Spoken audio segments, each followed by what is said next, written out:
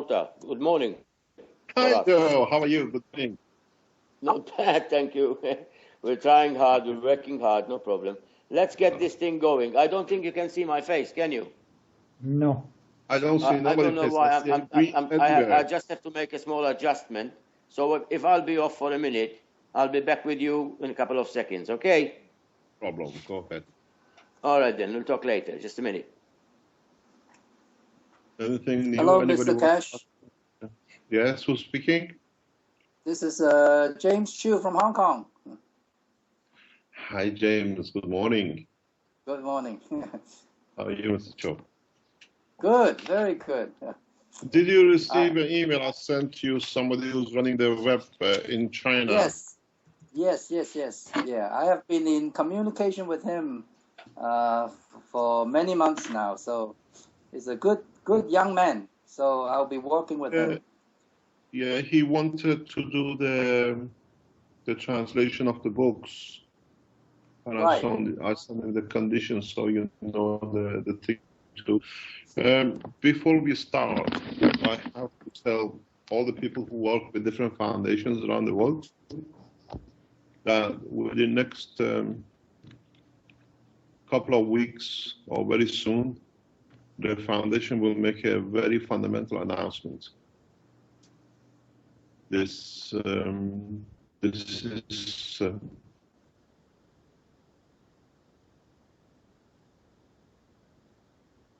very important, and it will take the foundation out of me as a person to world population. So it will be more or less transfer of technology to world foundations around the world in a very specific way. So if anything happens to me, all the knowledge will be transferred to you lot. Wow. Okay. So you will hear from us. It's a very effective, progressive way to disperse the knowledge throughout the world, throughout the scientists around the world. Okay, good. Please keep me posted on that. It'll be announced in one go at the same time. Okay. We will announce it in one go, but I'm just informing you there is a progress. We had to keep very low, as you know, for months with us moving to Italy. Now we are in a position to move and carry on with our work. There is a possibility, Rick, that we'll discuss it with you, that the next workshop will be done in Keshe Foundation Lab. Oh, that would be fantastic. That's great news. We will invite you in to see, and we'll try to have our guys here early in the morning if they can wake up.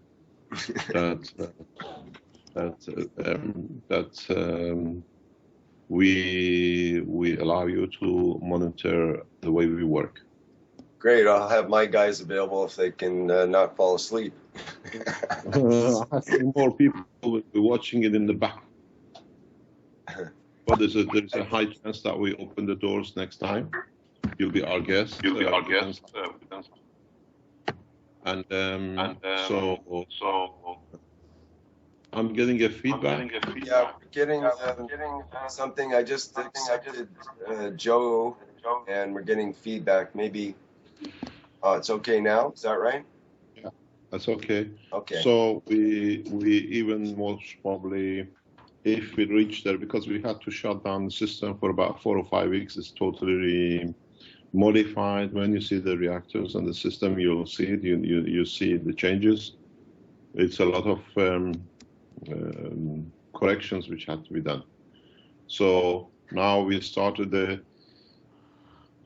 testing again, and I think it's time for you lot to come in and have a look. Great. I would like to offer if I can be of some technical help about that. Yeah, welcome. You just wait for that. Skype or something. You just wait for the announcement within the coming weeks from the. There is a lot of talks on different forum and chat rooms and on the internet that we are not doing this, we are not doing that, we don't show the generator, we don't show the power supply. We put an end to this. And we have to put an end to it because in a way we came on exile from Belgium to Italy. And it took us some time to settle down and the same time to sort the system as well. Now we got to the point that we are ready to carry on with our work as of last year and the year before. So we're coming back much stronger, in a better shape. And in so many ways, we showed this with the release of the video of the ILS. We have received a huge, huge response in respect to ILS with the gentleman who's got his life back. And we'll start releasing technology directly to public from now on this way. Then very soon when we announce things, then you understand more with the direction which the foundation is. Any questions this morning? Well, I guess we are starting. Have we got Joe going? So far, so good. I'm trying to put back together my vacuum system. That's all about it. Just too many others. I'm developing what I call universal vacuum system, which I think it's the right way to do it. Experience will show. It cannot cost more than 1,500 euros. Means anybody can do it. But it gives you a very high vacuum condition. You're talking about a deep vacuum system? No, we create a condition of deep vacuum. Okay. We don't create vacuum. Okay. This is what I go originally all the time. I explain you need to create the conditions. If you look at the universe, there is no vacuum machine. Right. But the structure of the plasmas in the environment gives different vacuum and vacuum condition. So we are developing that kind of thing. I have a bunch of things on the table trying to create this. In a way, the idea behind it is as usual. A man in Africa can create a vacuum condition than a $20,000, $30,000 system in Europe. We create the conditions, we create the environment that you extract or you divert magnetic fields from certain zones. And that creates the condition of near enough less magnetic field, or what we call vacuum, or environment of very weak magnetic fields. So I think it can be done with a couple of €100 maximum. So, and in Africa has a couple of things in his hand, he can literally copy it. Once we succeed, I tried this about, tried to work on it, but I never understood the concept, the reality of it. And now we are much more closer, especially through the ILS tests for the patients, for his job, that we've seen how it's been progressive. So this has given me an insight of how to produce very, very effective vacuum, or what do you call it, less magnetic environment where you can direct this to be in your reactor. You can condition into a reactor, and I have everything on the table. It's just that we have tested it, a small version of it. It seems to be correct. Now we are going into the next step of what do you call it? Mass or large scale trial of it. It's very simple. When you think of it, it's absolutely so simple. I don't know why I couldn't see it years ago. It's just I never understood the full concept. Now I understand the concept a little bit better. So if you have a couple of old banger cars in the garage or on the side road, nobody uses it anymore. The idea is you can open it up and we tell you which part, and you can make magnetic void environments void of strong magnetic fields. So that gives you vacuum.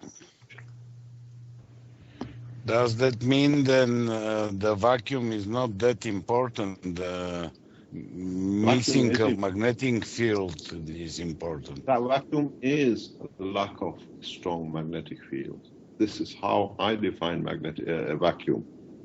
You define vacuum environment when there is no matter. There is nowhere in the universe that there is a void of matter. But in environments of vacuum is where there is less of a stronger magnetic field. That's all it is, because the strong magnetic fields are entities, are matters, carbon, hydrogen, or whatever you want to call it. So this is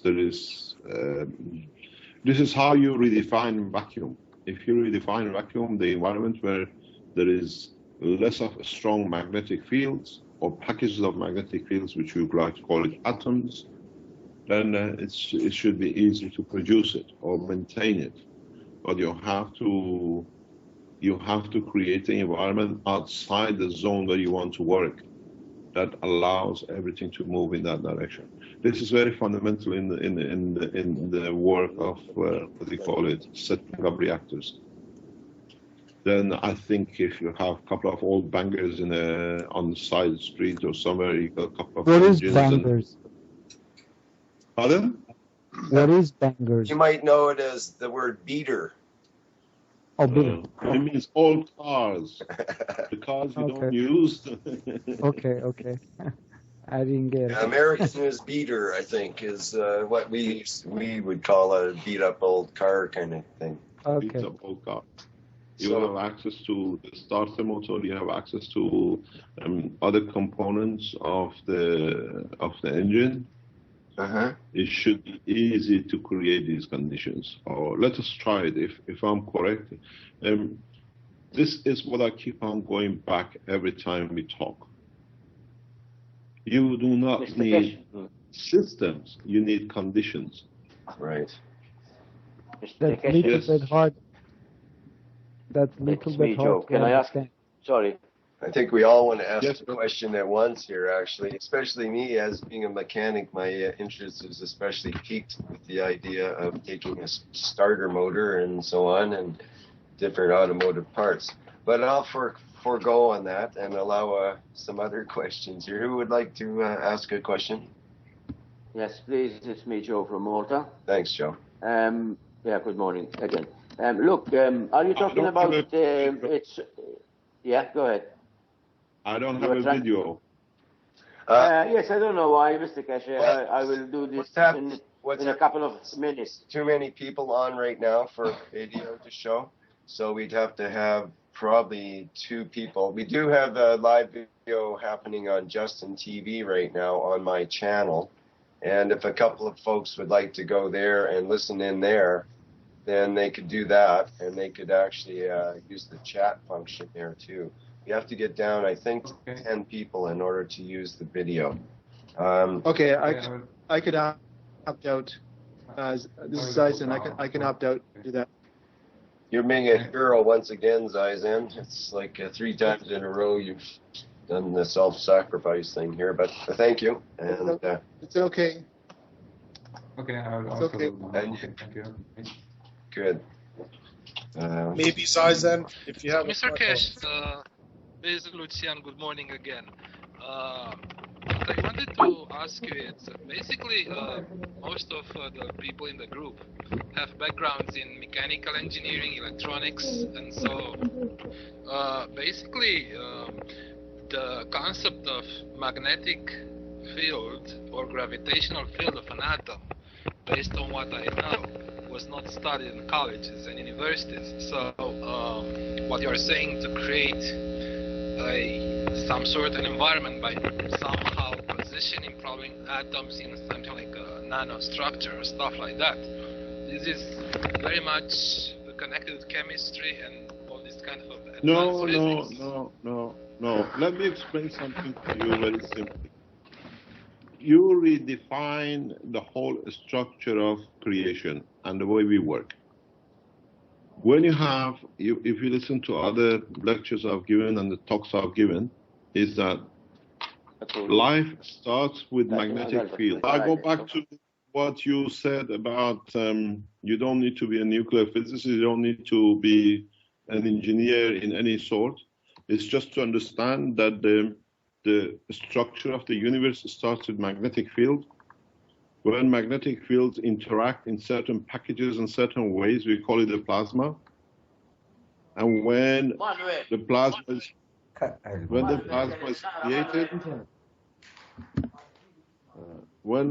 is created, then you have the beginning of physics.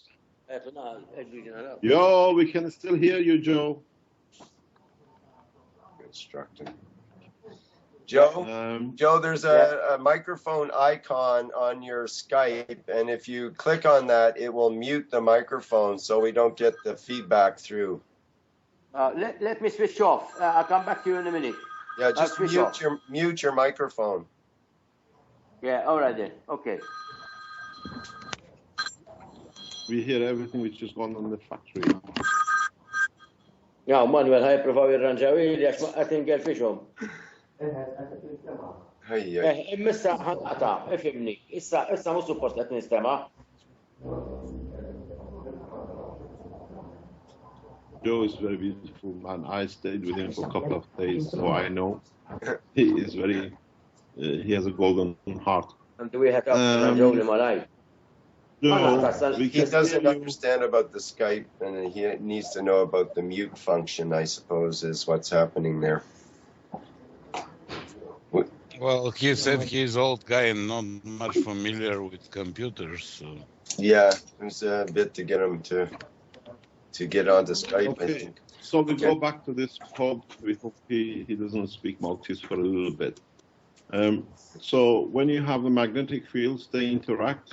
You create plasma. The plasma is the beginning of physics. And when the plasmas interact, you get atoms. And these packages of atoms on their own, when they interact to chemistry, and when you go over a certain number of plasmas interacting in as packages, you get biology. And then you add another dimension of plasmas to it, which is a non-tangible, then you get the soul and the rest of the creation, which man does not understand at this moment. So when you have magnetic fields, you start the work of interactions and the creation.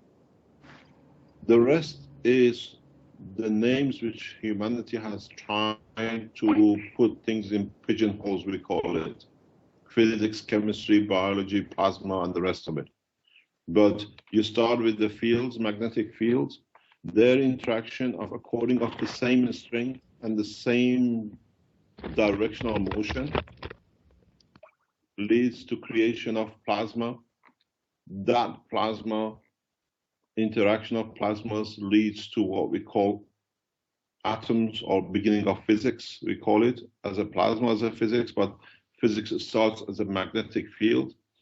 And when you get the packages, like what we call atoms in different sizes and shapes, interacting, we call it chemistry, because then we understand interaction, we call it molecules. Because as long as they're atomic, they're part of physics. When they become multi-interaction, they become part of chemistry. And then there is a point where these plasmas or packages of plasmas, what we call molecules, are affected by a holding plasma condition. Then you enter what is known as biology. It's usually 4+. But the 4+ gives you chemical bind. But if you put the 4+ in a given environment, then you have biology, you have creation. And then if you put this creation, which is automatically happens because of the structure is created, it brings in an additional part, what we call the soul. And that's where the beginning of what, as humanity, we don't understand. And this is what we open up in the future in the books which are to be published and partly written. So you don't need to be a nuclear physicist, you don't need to be a computer specialist. You have to understand the working and the interaction of magnetic fields. There is an old say, they say, doves fly with doves and dogs go with dogs. It's the same thing with magnetic fields. Different strength, different direction, interact and create different packages. So if you are not physicist, if you haven't done any degree in mechanical, it doesn't make any difference. If you understand the concept, the base, the principle, you can do anything you like. Then you create your own packages. Again, it goes back to physics, or what we call individual packages, atoms. These each have and are part of the same structure. The more you have, you call it a different material. When you have a single hydrogen plasma, that single hydrogen plasma inside it has a plasma of a proton and electron. You put so many of these together, hydrogens, you call it gold. But it doesn't change the reality that is so many packages of that, what we call a single atom. They try to call it fusion. Fusion does not happen the way we've been forced to understand. It's very much like Stephen Hawking saying about the black hole and changing his mind because he never understood the reality of what the black holes are, that the black holes are the source of the creation, not the big eating machine, and he had to give a shirt after he read my papers.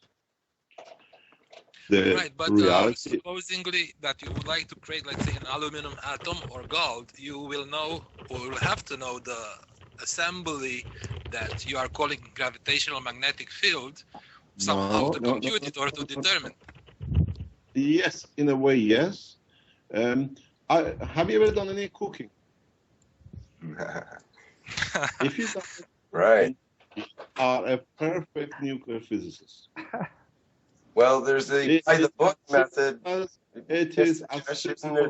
Isn't there two methods to cooking? One is the by the book method and measuring everything exactly, and the other is by the more the seat of the pants method, where you use sort of your intuition and direct feedback to make. Yeah, but you become an expert with the seat of the pants to know how much water you got to put in it before a solid becomes a soup, huh?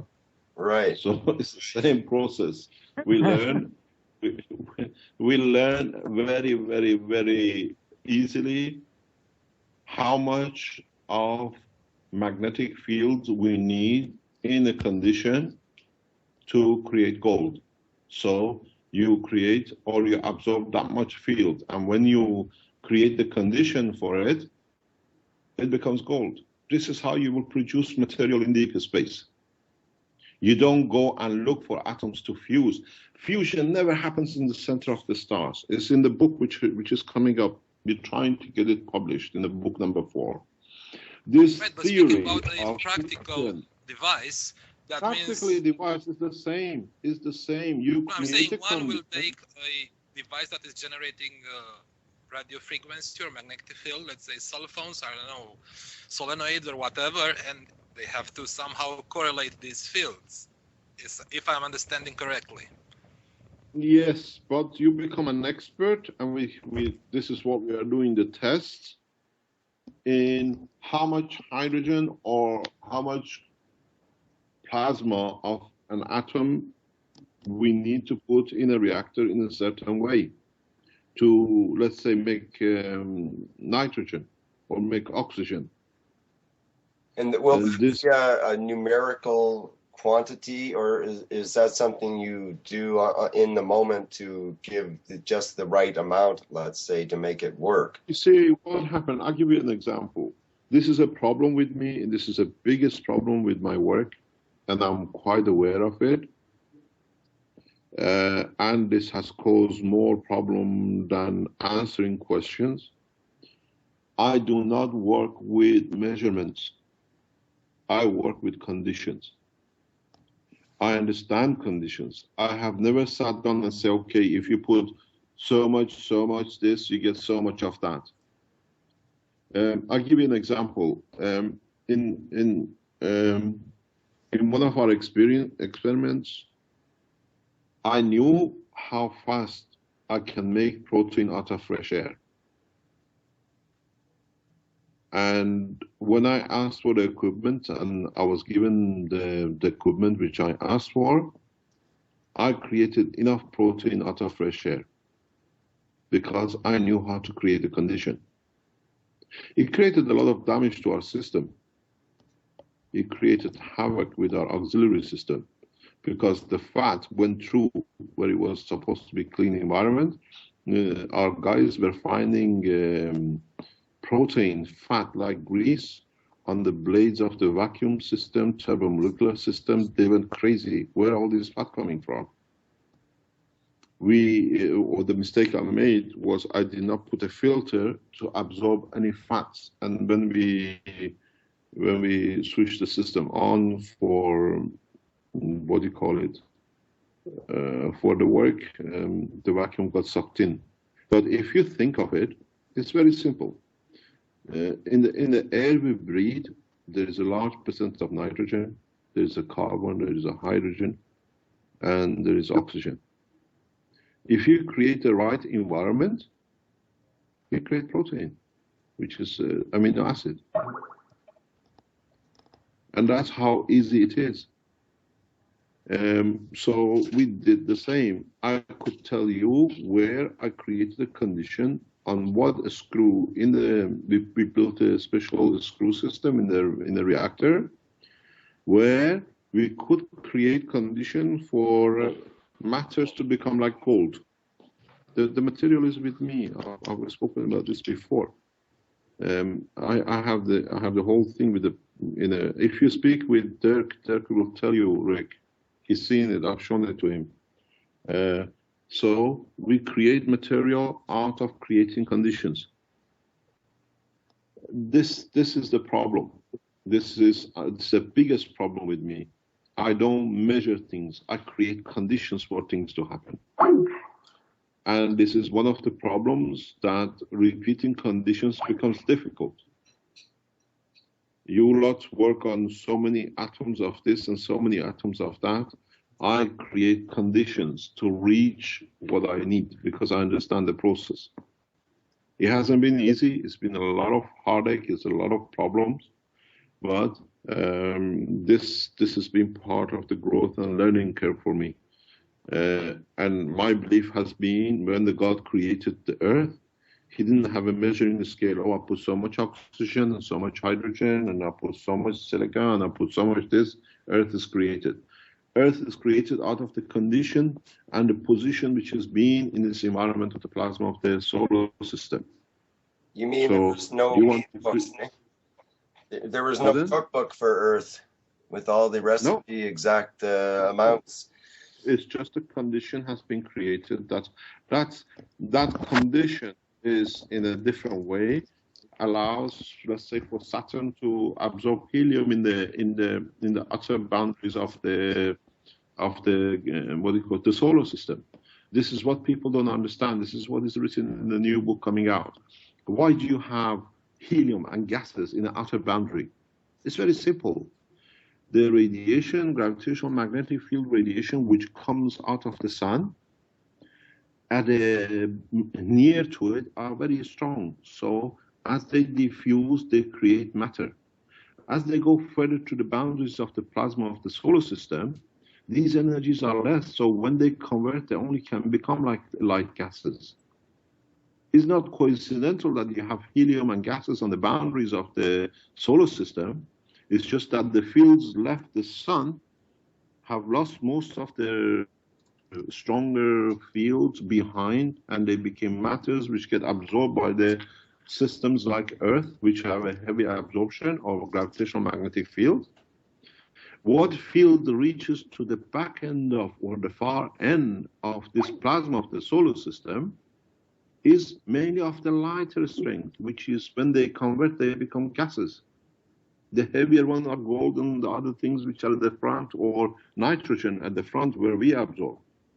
That's why we don't have systems which create nitrogen which go to the upper atmosphere, but we have nitrogen in the upper atmosphere which creates a leading production of extreme ultraviolets and the rest of it that allows creation on this planet.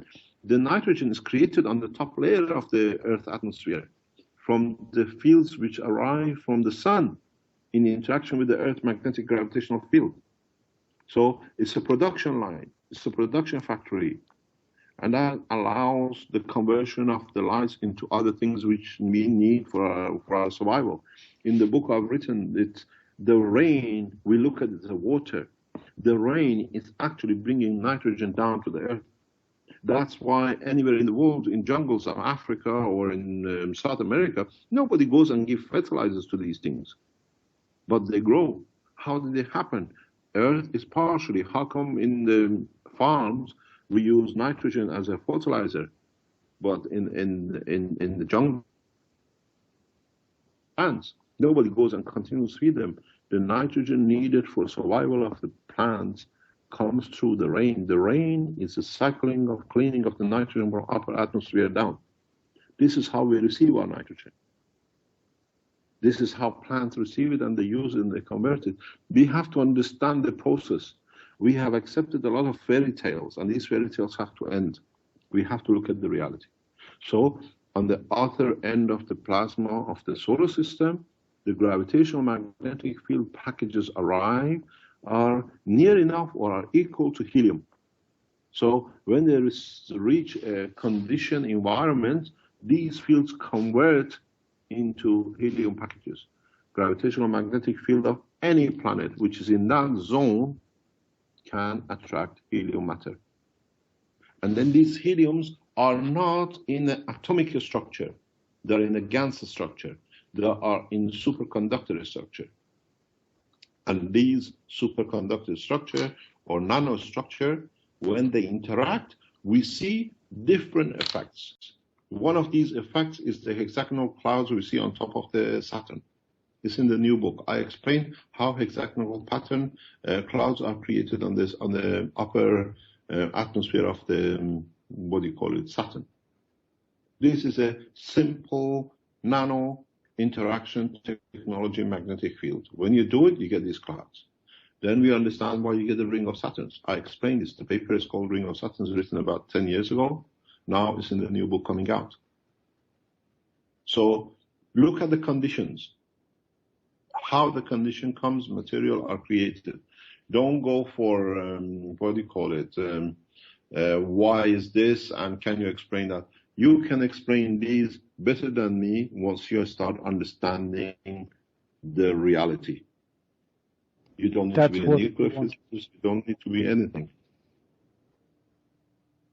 Pardon? So that's why we are over here, Mr. Keshe, to understand that. When we understand, it's very easy. It's very easy to not.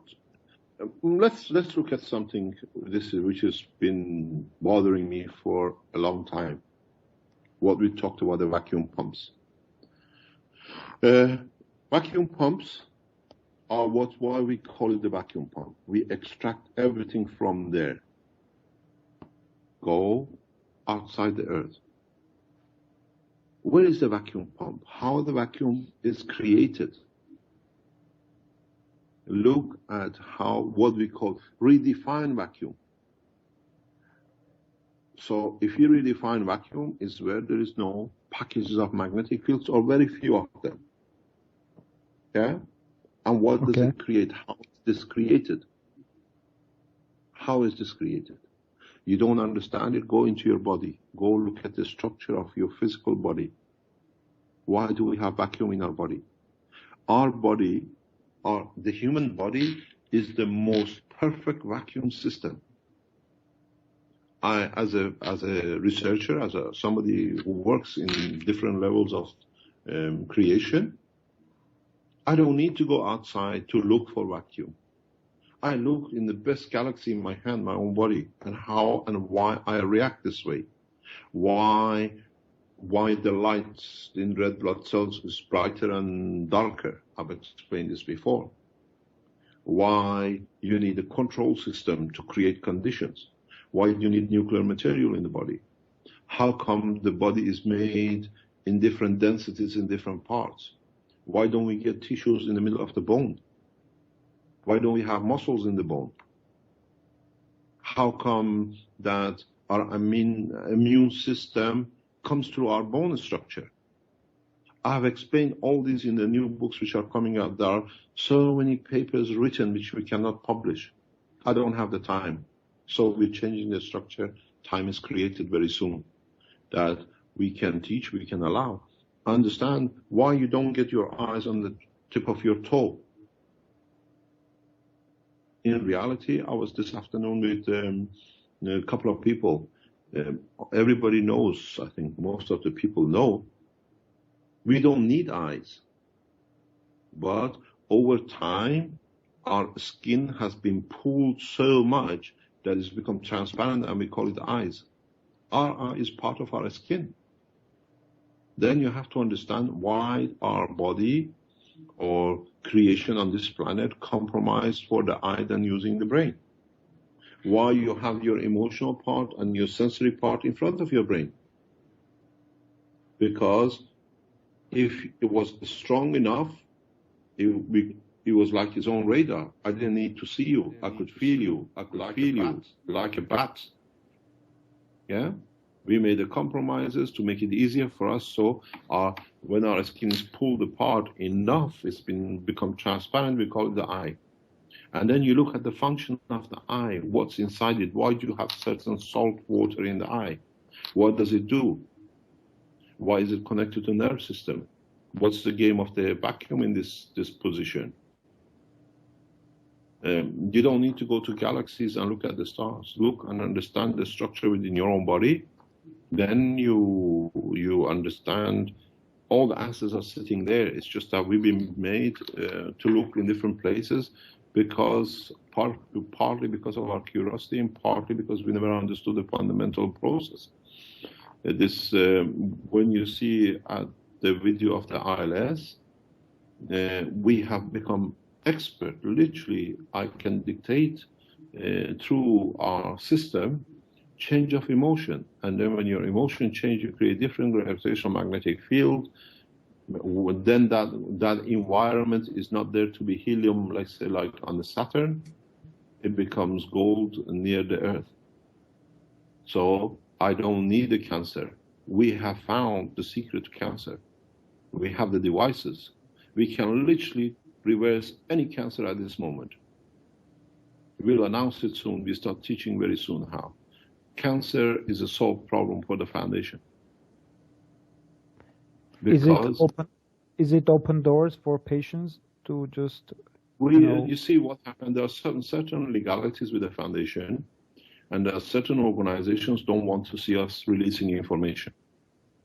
This was one of the reasons I was asked by the King of Belgium to leave Belgium, and that's why we went on exile to Italy.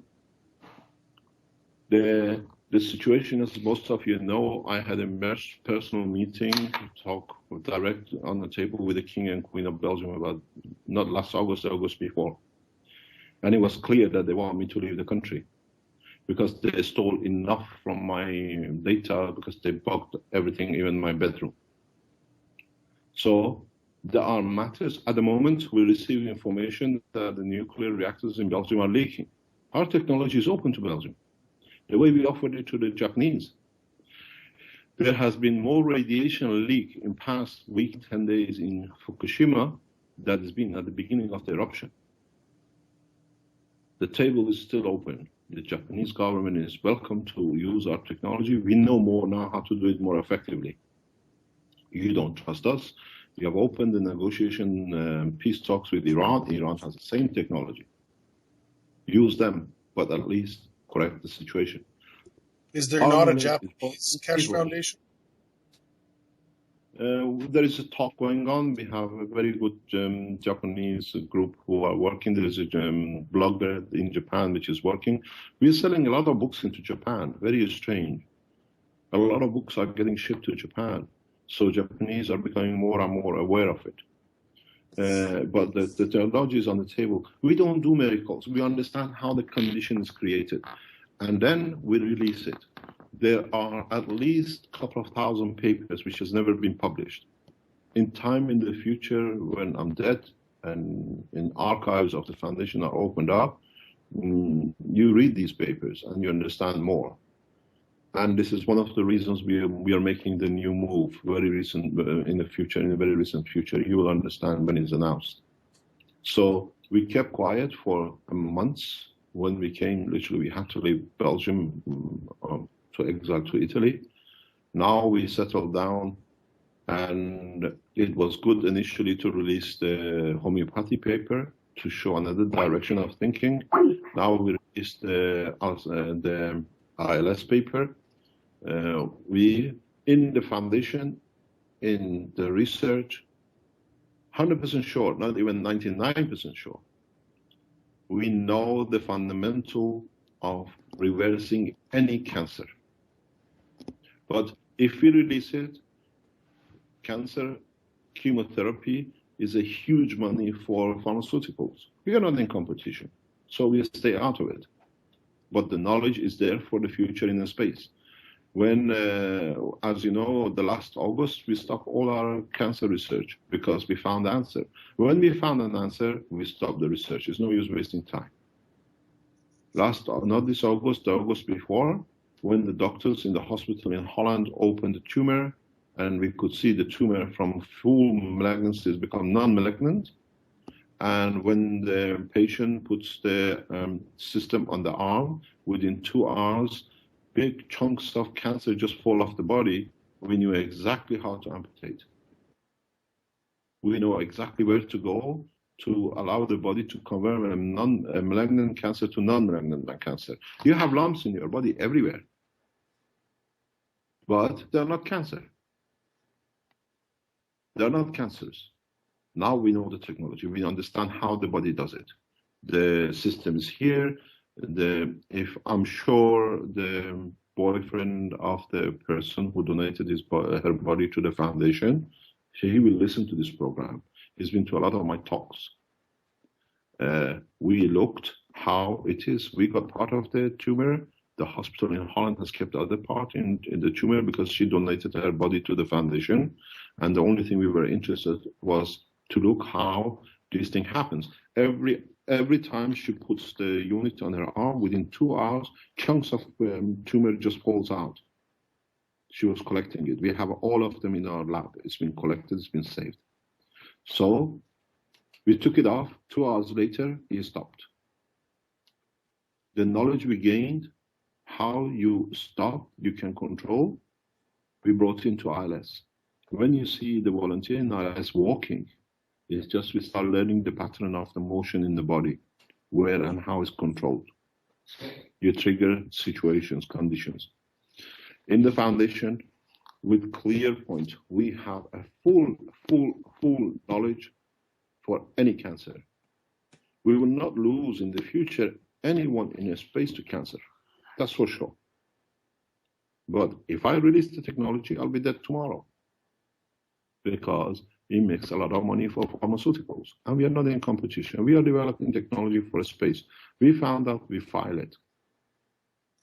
In the case of ILS, there is no competition because nobody understood it. Even with ILS, in past, since we released the paper 4 days ago, 5 days ago, we have discovered more and more, which is, I'm spending more. Very soon you will see another 5 or 10 pages will be added to the paper. Because now we have found a gene which causes the suicide, which triggers the suicide, which triggers the ILS self-destruction. This is important. We were looking for this, and since we released the paper, and I told you we received such a huge amount of interest and information back to us, we start looking at certain things, and it's not my talk.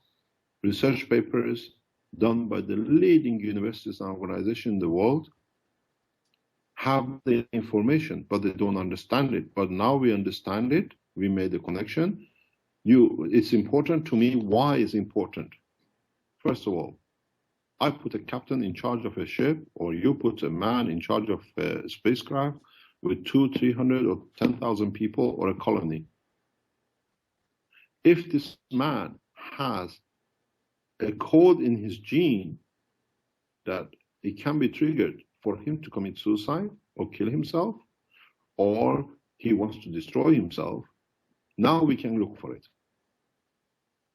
before he becomes a captain.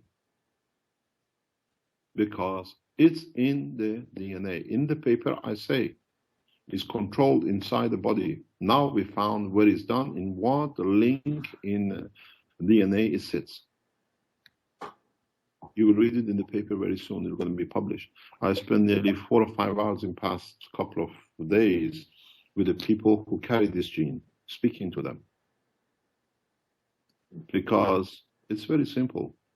And you can pass it on from the grandfather, great-grandfather to your children and your grandchildren. And now we have a case where the father, the son, and the daughter, all three are dying of or dead of ILS. So the genes, we found what we call a suicide. Now we can even find who's going to be a suicide bomber, or why somebody goes into a school and kills a lot of children before they kill themselves, because they've triggered that condition, so they don't care what they do. That's the problem we get most probably with this stupid, what do you call it, people strapping themselves and doing funny things, or going to schools and shooting people.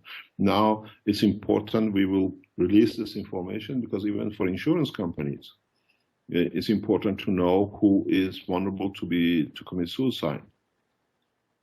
Half of the car accidents are not accidents. So a large number of accidents, people trying to commit suicide, they bang themselves in that condition into the wall. There are weaknesses in DNA. We've seen it. It's called C9F72. It's in the DNA chain. You go on the internet and just read it. It's there. And we released the paper to confirm exactly how it happens. So these are the beginning of further research we release. We have so much knowledge. As you know, I had suspected cancer of liver and pancreas when I came back from Iran because receiving overdose radiation during the tests. It took me 2 years to block it. I did it. It took me 2 years to build a system for myself. If you ask Dirk, it tells you, because I was going through the emotional feeling of death through cancer when we were writing the first book. He was with me. Oh, yeah. And that was the reasons we wrote the first book. Dirk said, at least write, leave something behind with all the work you've done. Right. So I've been through the motion. I know how it happens. I know what detachment comes with these kind of emotional feelings, and what is the physicality. I never wrote a book. The reason I wrote a book, Dirk was with us. He said, at least write, leave something behind. And write, people need to know. And I said to him, I'll write everything in 2 weeks. He said, no, it'll take 6 months. I said, no, in 2 weeks the book will be written. And Dirk was right. It took us 6 months to write it. Yeah. You understand? So this came the time I came back from Iran, and I was exposed to a huge amount of radiation, and doctors in Belgium couldn't find out what was wrong with me. And then there was signs of cancer in pancreas and liver. I'm still here. I don't carry any cancer. But now I understand more and more how the system happens. This is understanding conditions. You have to understand conditions. You don't need, this is what we're going to announce very soon. The people who I'm going to train do not need to, but... Mr. Keshe, are you going to, when you mentioned, training people, is that part of the workshop series on the health side that you mentioned, or is that a different thing? You will just keep an eye on the foundation, on the forum. Okay. We don't go any further. I had earlier asking how it's done. I think you got to teach some people how to operate this system the way you're doing it, that we can learn the workshops. We soon, hopefully, will have a workshop for ILS.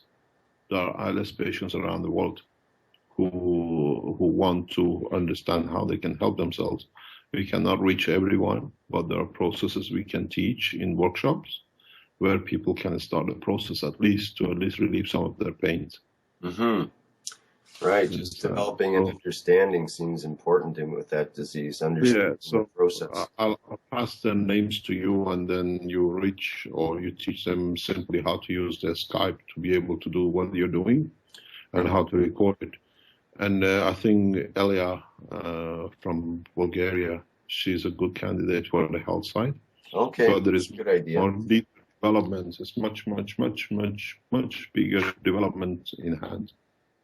It's as you know, we opened the doors of medicine or medical side in response to the peace talks, which we were very active for nearly a year and a half in respect to what's happened in Iran and with America, and more totally world peace.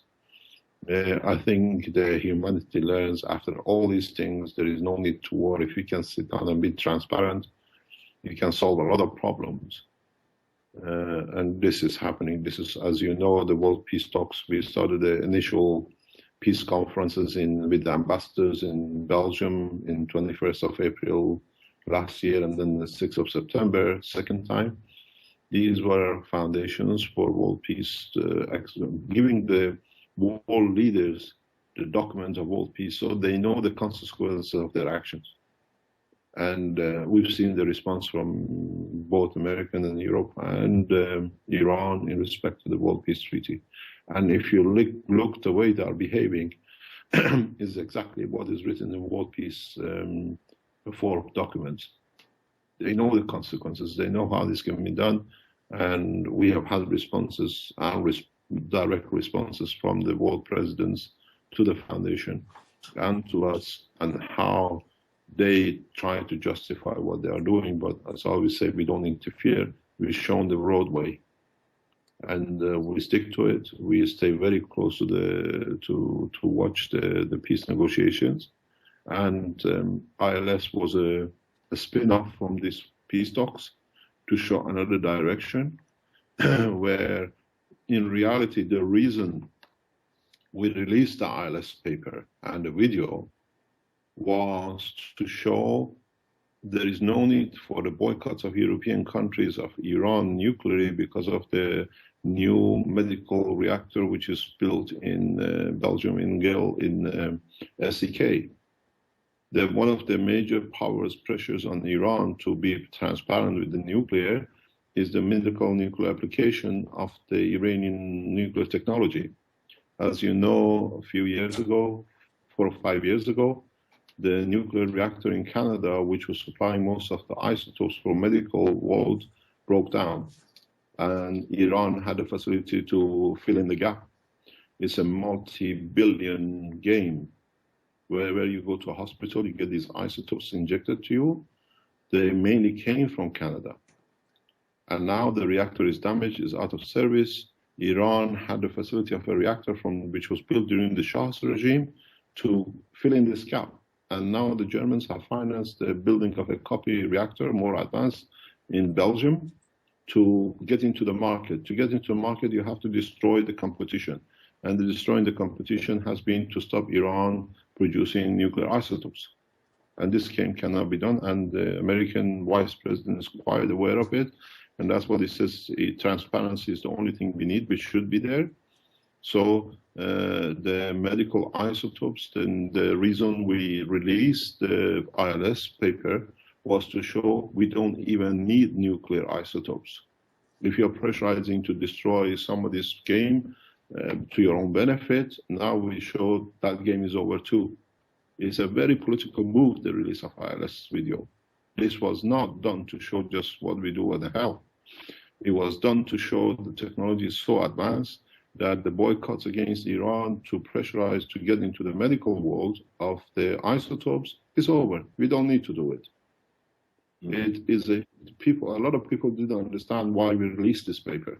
Now we explain it because it has to be understood.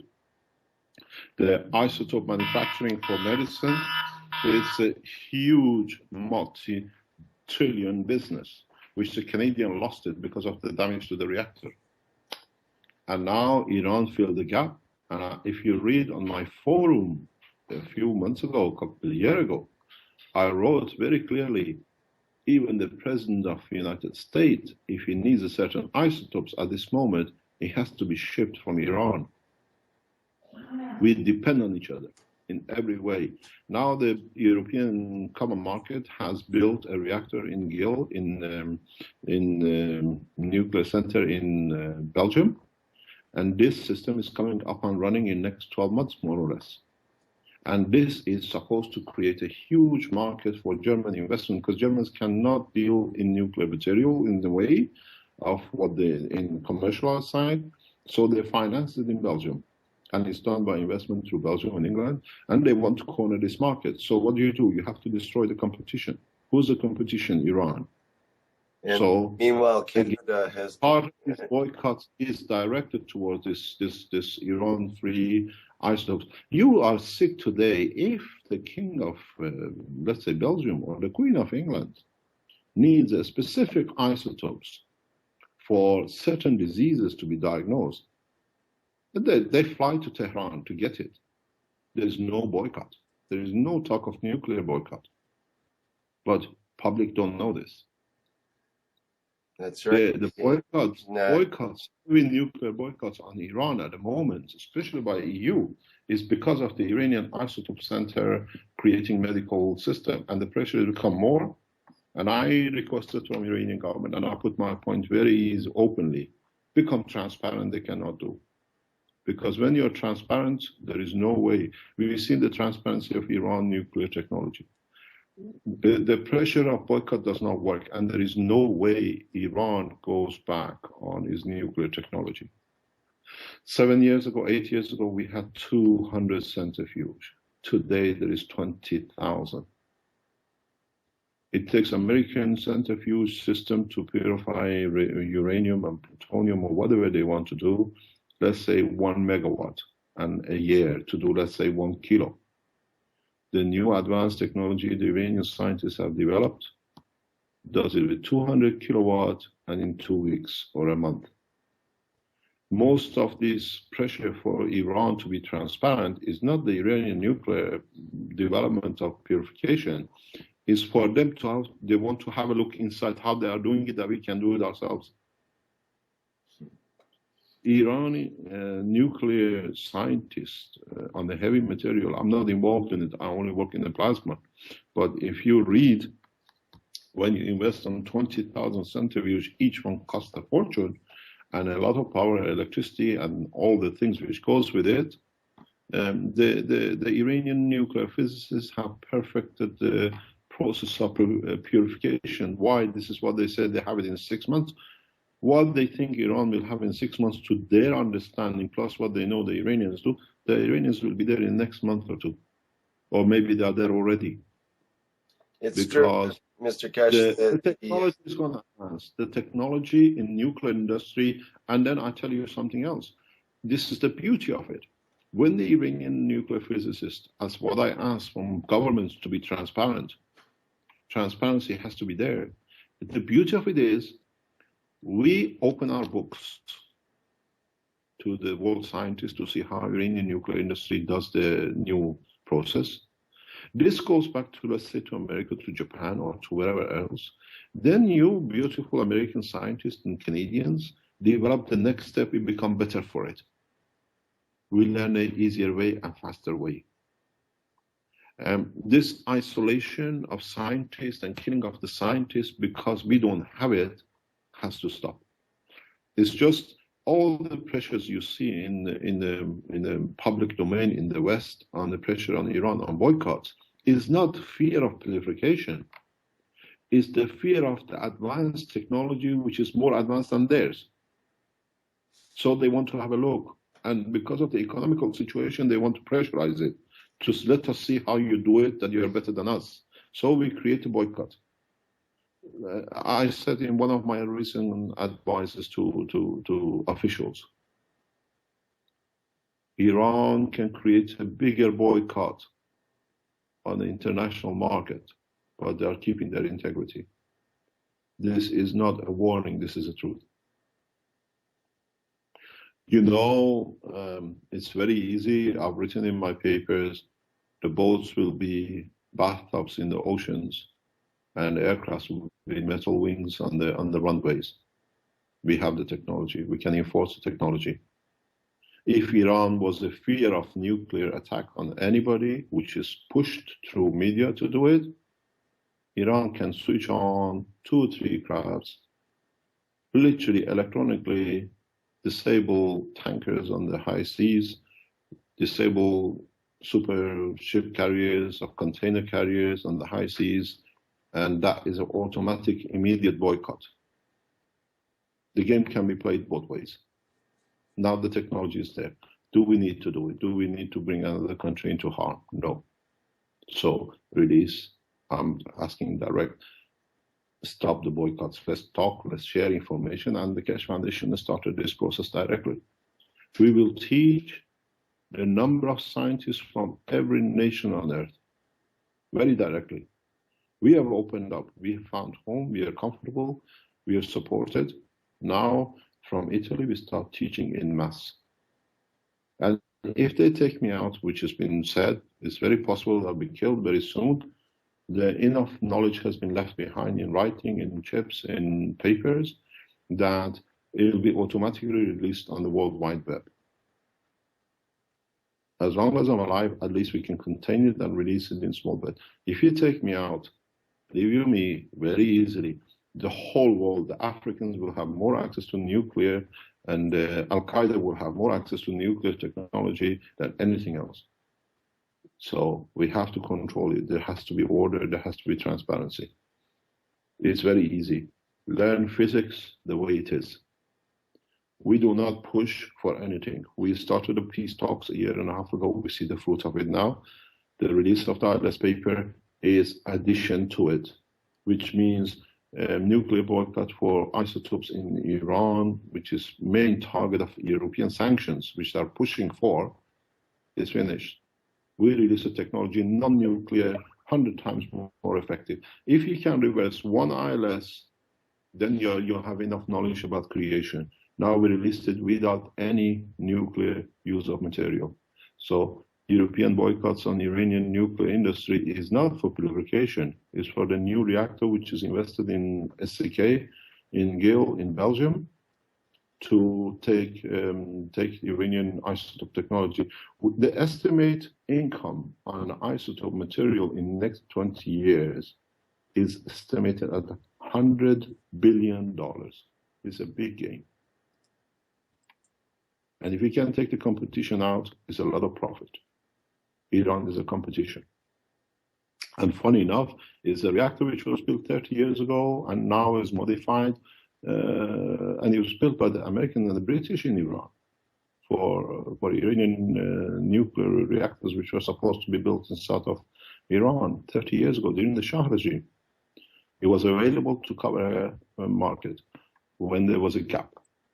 And now it's become a point of threat.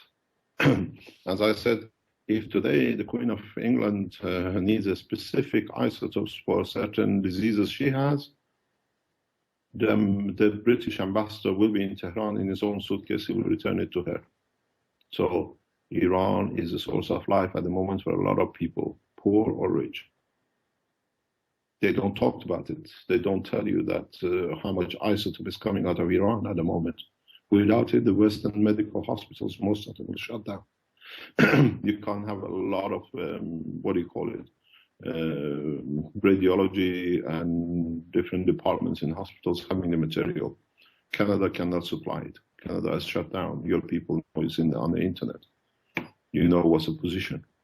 So they will play the game till the reactors is ready, but the game should be equal. Transparency from both sides. It's the same. Proliferation, it's a game, boycotts to get into Iran to understand how we advance so much. If you read the original nuclear physicists who were involved in the Second World War, their life story, they used to hold uranium in tankers in the corridors of the research lab. They didn't know how dangerous it was. You read the life story, you see there are a lot of scientists got, what do you call it, different cancers because the tanks, the drums were kept in corridors. Nobody knew how bad it is. Now we have the situation in Fukushima, which the tanks are overflowing into the sea. Technology is available. They have to use it. We offered it. They have to use it. It's the same. I was invited to give a talk on 31st next week in a conference of CO2 in Belgium. You go on the internet, put CO2 conference Belgium, Brussels. I was given the time at 3 o'clock in the afternoon. One of the last. The Belgian government put pressure on the organizers. If he's invited, the conference is cancelled. So they had to take my name off the list. They announced it, they publicized it, and I came off the list. You cannot boycott scientists. You cannot stop the work.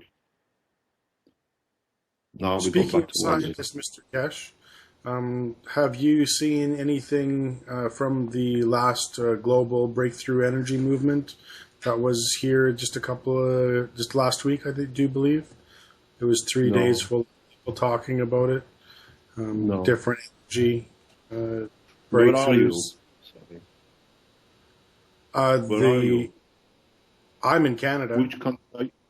Oh, you're from Canada. No, you know, I'm not allowed into Canada. So at the moment, your prime minister doesn't like me. I have to stay away from there. Yeah, you still can't go to the U.S., can you? I've been told they'll consider.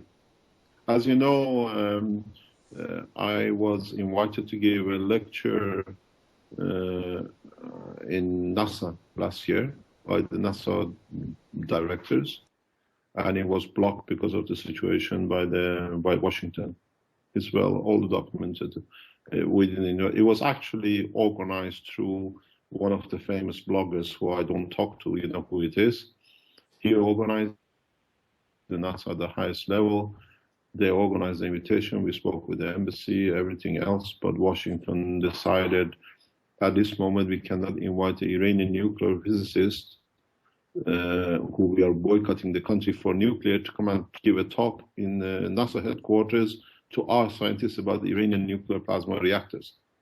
So it was not ethically, politically correct at that time.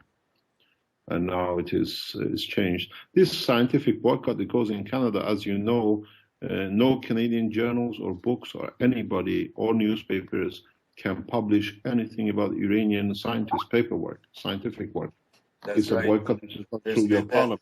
There's also been an embargo that was put on just a few months ago, 3 months ago or so, for anything Iranian is under embargo now, apparently, including drugs. The Canadians, there are no scientists in Iran. How true is that? So it's hypocrisy. Right. Meanwhile, the UN says that Iran has, for the last 15 years, has been the most progressive technologically country in the world. Not the most progressive, but the most progressing each year. It has increased in its technology, the most of any country. It is specifically into plasma technology. I know about that. Right. You got to understand something very simple. Part of just what I explained in past 10 minutes. These are listened by world leaders. Most of the communication we put online because we get a response back through embassies, through diplomats. What I explained to you is opening the eyes that how it is and how it will be. I requested for transparency. I requested for transparency from both sides and restrictions from both sides. And the peace talks was based before that on that. The reality is when you're correct and fair on both sides, then you make progress. I always said, and my advice to both nations was very simple. Transparency has to be there, but nobody can do what they like. Then it becomes mayhem. Iran has to be transparent about its nuclear technology to a limit. There's some sort of commercial advantage not to show everything. But at the same time, Iran cannot do whatever it likes to create nuclear bombs or whatever. It has to be transparent. It's the same thing as with Israel. It's the same thing with America. And the same thing with North Korea and China. There has to be transparency, but at the same time, it can't be accountability. Pardon? From what I've seen and what I've researched and read across the internet and everywhere else, Iran seems to be the most transparent. But yet we were very transparent. You see, this is the problem. They don't tell you why we went under the ground. We didn't go underground. We closed the doors. This is what they don't explain to people. The previous Iranian government, because of the transparency, had the biggest fright up their sleeve. There was so much panic and loss of trust in AEA than what AEA did to us. They asked for transparency. I've requested transparency, and we've seen it this time with His Excellency President Rahmani and direct talk with His Excellency President Obama. We are transparent, but the transparency last time cost us our nuclear physicists. We played it to the game to be transparent. The AEA, Atomic Energy Authority, International Atomic Energy Authority, asked Iran, we want to know which scientists are working on what section of the proliferation. His Excellency President Ahmadinejad, through the Atomic Energy Authority of Iran, gave the list of Iranian nuclear physicists because they thought this is what they are. What did they do? Instantly, the same minute it was sent to Israel. They had the address, they had the names. They went there killing us one by one. How do you think they got the addresses? Through our transparency. You lost the trust. We have lost the trust in the Atomic Energy Authority because of what happened to us. We were transparent. The doors would have been open. Every time you open the door, you used against us. This time it's done different way. They say we have to be transparent. We were transparent. And if you read on one of my blogs, I wrote on my open letter to His Excellency President Ahmadinejad, please do not release more names of Iranian plasma technologists, nuclear physicists. Use false names, false addresses, and that's good. Even if you get scientists from America coming to us to work with us as brothers, we give you a false name. You go to America, you report you've seen this guy with this name, then we have become a target because this is what you did to us. We were transparent, we trusted you, we gave the name of the scientists. What did you do? You killed us. How do you think the Iranian nuclear physicists 4 or 5 of us got killed? Because they were on the list which was given to the Atomic Energy Authority as a trustee. We executed ourselves. And then they say you're not transparent. The transparency was there, but misused. Once you lose the trust, it's very hard to get it back. And we are very, very hurt. Extremely damaged. If you trust your child with me, and I abuse the trust and beat up your child, or don't feed her, and the money you gave me to look after and feed her to put it in my pocket, you will never trust me again when you find out, would you? To look after your child? Never. So we did the same.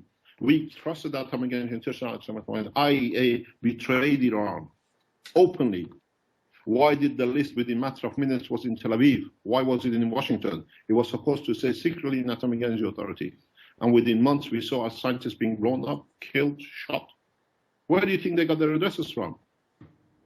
Our trust are openly. And it's on my forum, on my blog. You go on the forum, you'll find it. I pleaded with Ahmadinejad, His Excellency, please do not release any more names, or let the Americans come. Let the Atomic Energy Authority come. Use false names, false addresses. Nobody will know us anymore. At least we can do work and progress. Is that when they started saying that Iran wasn't cooperating anymore?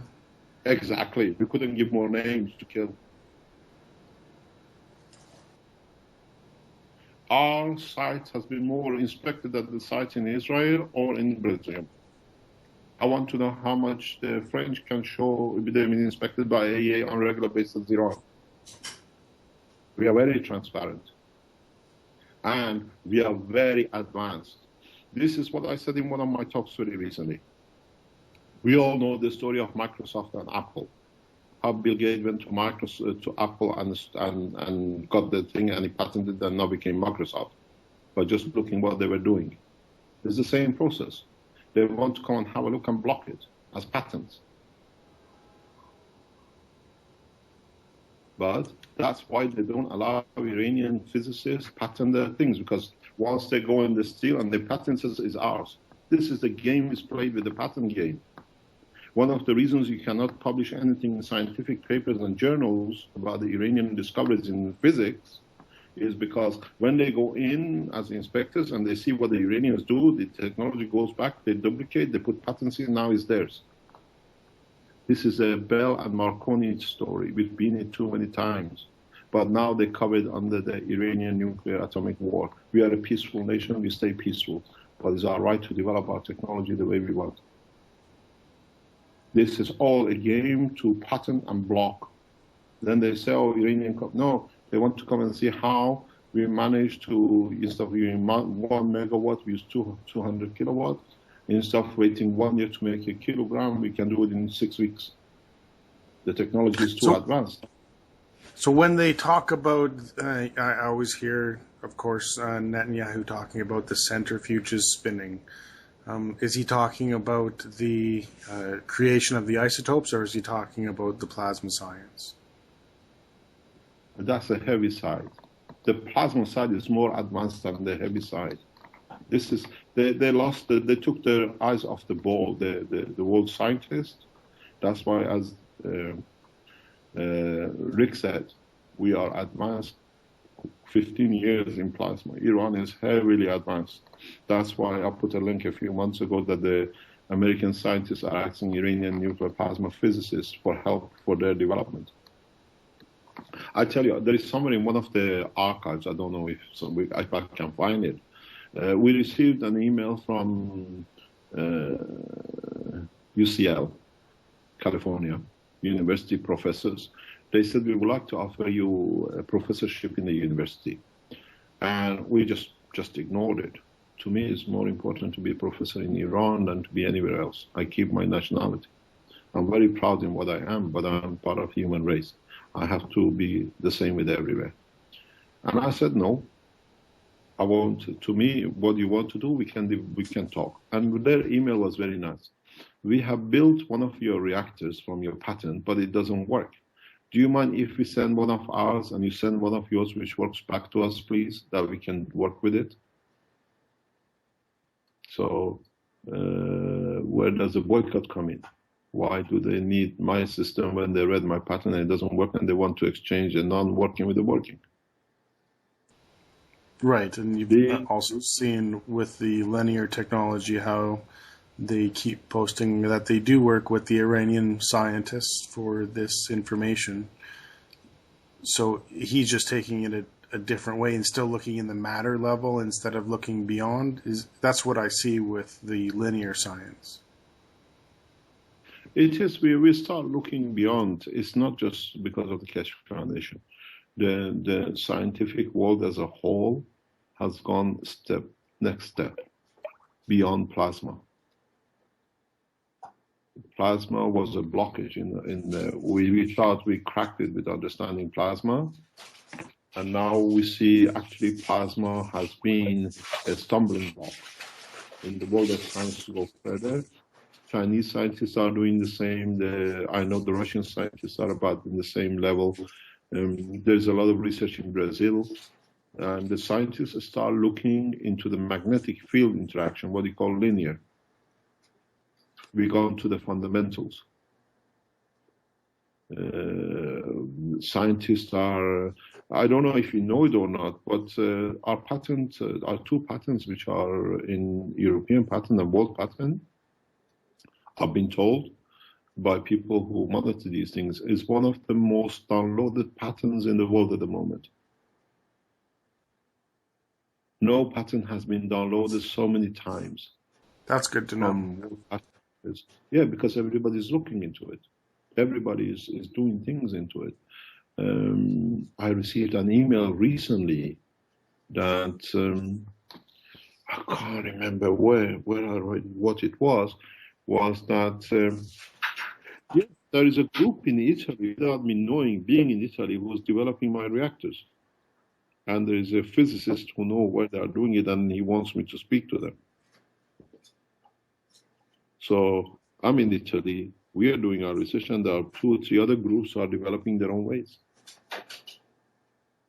Have you been meeting with the Italian groups, especially those, the first people that we seen back in, I think, November, who released their first system there? Yes, we meet them. We have met them. Some of them they are very sincere people. They are very hardworking people. And some of them, like the rest of the human race, what I call, they play the Canadian-American game. They come to look to steal. And when you invite a friend on the table and he steals, it's part of his habit. You can't change him. When a friend steals a gift, it's not that he's stolen it, it's just part of his habit. And we've seen this here too. People who've been allowed to come into the lab, and we see them openly writing things and hiding things and stealing technology. And I thought, stupid guys, it's here for you free. We allowed you in. And this is one of the reasons we announced recently that we're opening our lab. Why should we allow only the Italians and the Americans to steal? Or only Iranians have? Now everybody else gets the same. This is a human behavior. That's why I said... understand. Pardon? I said I'm not looking to steal anything. I'm just looking to understand. No, but there are people who came into our lab who've done that. You understand? When we invite you, it's there. You ask questions. And people who work with me on the development in past few months and modifying and testing, I explain everything to them, why I do it, what is the result. They go away, and when they come back days later, I open the data and I explain to them what you've seen and why we've done this. And I start teaching them to look the way I look at it. And they see it, the data is better. This is how it's going to be. Pardon? I see that as a fantastic learning experience, for sure. We are going to invite over 1,000 scientists from around the world. I think it's enough to spread the technology back to your nations. Only scientists? Individually, yes. It's going to be too many for a Skype call. They have to do the Skype with themselves on the daily, weekly basis with the nation. Yeah. This is how the plan is, that they will, whatever they teach, because if we spread the technology this way across the world, there will be no American more superior than the Chinese, and no African will be lower than the British. So the physicists or the doctors or scientists who come to learn automatically transfer the knowledge back to their nations, to the group of scientists in the background. And they all carry on the same. The only thing, the ethos of the new university is very simple. You know, when you go to university, you have these are the conditions and the rules. The new university has one rule only. You will never patent your knowledge, and you share your knowledge with the rest of humanity free. This is the only condition the new teaching has. And that part of it is you will never use the technology and the knowledge you gain for damaging another soul or another man. This is the only condition of new technology development and teaching, that you have to sign to this. The only way we accept is only 2 line, 3 line, and that's a condition of being accepted to be taught. And you sign to it, you keep to it. So our knowledge will be whatever we teach on the floor or to the students, within hours and days will be back in their nation. So everybody is developing everything. And there will be less money for arms, there will be more money to research more and feed more. The setup is in organization. We will announce it very soon. How we start the process of teaching. We'll teach physically. The process of teaching will be very different. It's not a classroom situation. We sit all together on the same table. But if you're not scientists, you cannot learn? You can, but we, at the moment, we need people who can bring advancements. You have to understand, people who carry PhDs and professorships, they're harder to teach. That's because correct. they're already narrow-minded to a point. So they have to protect that PhD name and doctor name and the professor name. So they became doctor because of the line of research they did, and if somewhere they have to go against what they did and they know it's wrong or it doesn't work, then they become protective. And I prefer to teach young generations that they can bring new ideas, but we need the older generation to bring the experience of the work. So it has to be a mixture. We'll have black, white, yellow, any color you like on the table. My biggest problem is how we're going to speak English together, because I only speak English. So it'll be a very interesting experiment. I would love to participate when that happens, Mr. Cash.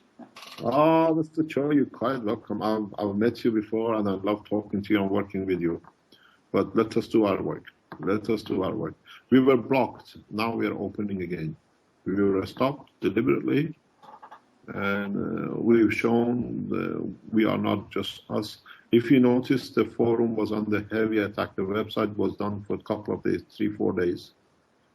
They spent a fortune to keep us down. They spend a fortune. We're back up again, and if we go down, we go on the Facebook. If they can bring Facebook down, all our communication and teaching will go through Facebook. So let them bring the Facebook down. You understand? So we carry on teaching, we carry on experimenting. The ILS paper had a political reason, and now you understand why. Now we go back to the next step in our program of peace talk and peace progress. You will hear a lot more back to work again. I noticed that in China there has been a long history of studying of the qi phenomenon, and it seems like the qi mentioned in Chinese the culture is probably the plasmatic magnetic field of the human body. You have yin and yang? Yeah. Okay. One is gravity and one is magnetic field. One is gravity, one is magnetic field. One can absorb and one rejects. When, you know the shape of it, that you have the two circles, the spinning and spinning? Right. Where these people understood the concept of creation very deeply, but they could not explain it. Right. In the sense, when they are equal, it's a balance inside. As one reduces its strength, the other one increases its absorption from it. You understand? Yes. As the gravitation loses its strength, magnetic field picks up to absorb it or reject it. This sign of the two eternal circles, which they become a sphere of a plasma themselves, is the truth about the creation. Whoever came up with it understood it, but they couldn't understand the principle of the work. In the Iranian culture, we call it hot and cold, not as hot and cold as temperature, but one which absorbs energy and which gives energy. The one which absorbs energy is gravitational system. The one which gives energy is radiation magnetical term. So it's the same thing. A lot of people in old culture and present culture understand the balance, but they can't explain it all physically. But that's exactly what it is. Yeah, I can see a lot of similarity. So it's most likely this what you're proposing is the scientific foundation for a lot of this ancient culture.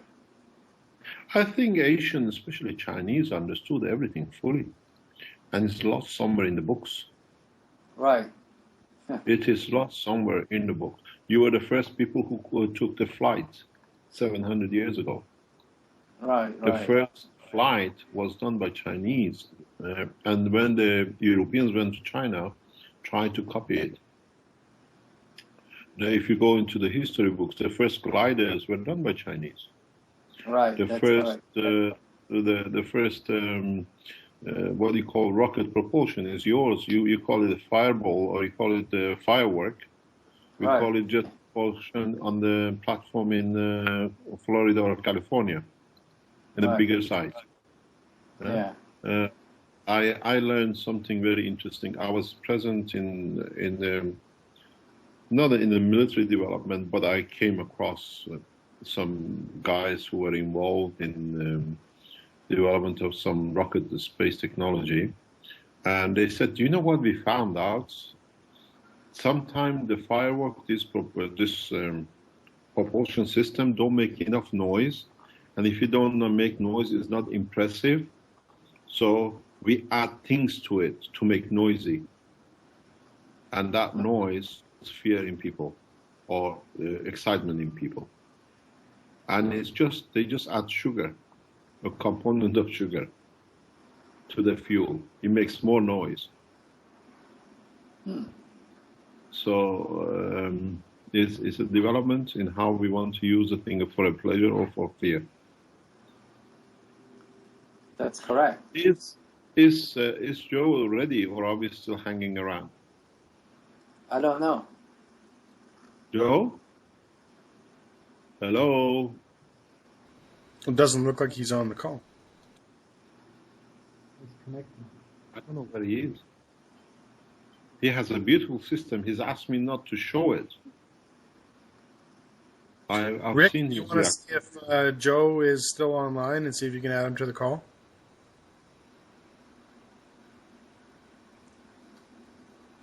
Is there any other question? There's too many. So many questions, Mr. Gerhard. Listen, I woke up 4 o'clock to be here at 6. I'm going home. You know, I really love what you said earlier at the beginning of this session, that you're proposing a brand new way of looking at vacuum. I mean, that's fantastic, I think. You know, you're looking at it from the lack of magnetic field instead of lack of material inside. Well, as you So, said in the Yes. Bulgaria conference, I heard something there about, you called it a magnetic vacuum once or twice, and that stuck with me for a long time. And I think of a magnetic vacuum as just all the same type of magnetic fields. Is that what I would say? Either a lack or let's say something. Let's explain it in a reverse, but in a different way. When you have when you put a hydrogen in your core, you manage to get one atom in. Yeah. What is this atom made of? Magnetic field. It's plasmas, huh? Yeah. So if you can manage to get one plasma in a 22 centimeter or 15 centimeter vacuum chamber, plasma behaves the same as a gas, but much better, which is it has to take the environment which is in. So you have a single atom which is crushed to nano level. Now you give it a 22 centimeter room to open up. Where do you think it's going to go? It's going to expand. Expand. And now you have opened your plasma. Right. You understand? Yes. If you understood what I said now, you got the secret of creation. The vacuum expands the molecule. Yeah, expands the plasma. That's why you create a vacuum. That's why. If you go back about being somewhere in the middle of, I give you a lot of hints in different ways. Yes, I know. explained a few minutes ago that the eye is part of your skin, which has been pulled and has become transparent. Yeah? Yeah. Do the same thing. Do the same thing with plasma. Pull it apart. Open the hydrogen. Don't put 10 centimeter of molecules of hydrogen. Put 1 nanocentimeter of hydrogen. That gas in the chamber has to open up to fill up the environment of the chamber. You've been asking me, how do you open the plasma? Now I gave you the secret. But you have to first create Rick, you a remember? vacuum condition first before that can happen, right? But you Pardon? also said that. But you said that. But in order to do that, we have to create the condition of Mr. Keshe. vacuum first. Oh, Mr. Chow, you're sitting in front of you. You want me to spoon feed you? Thank you, Mr. K.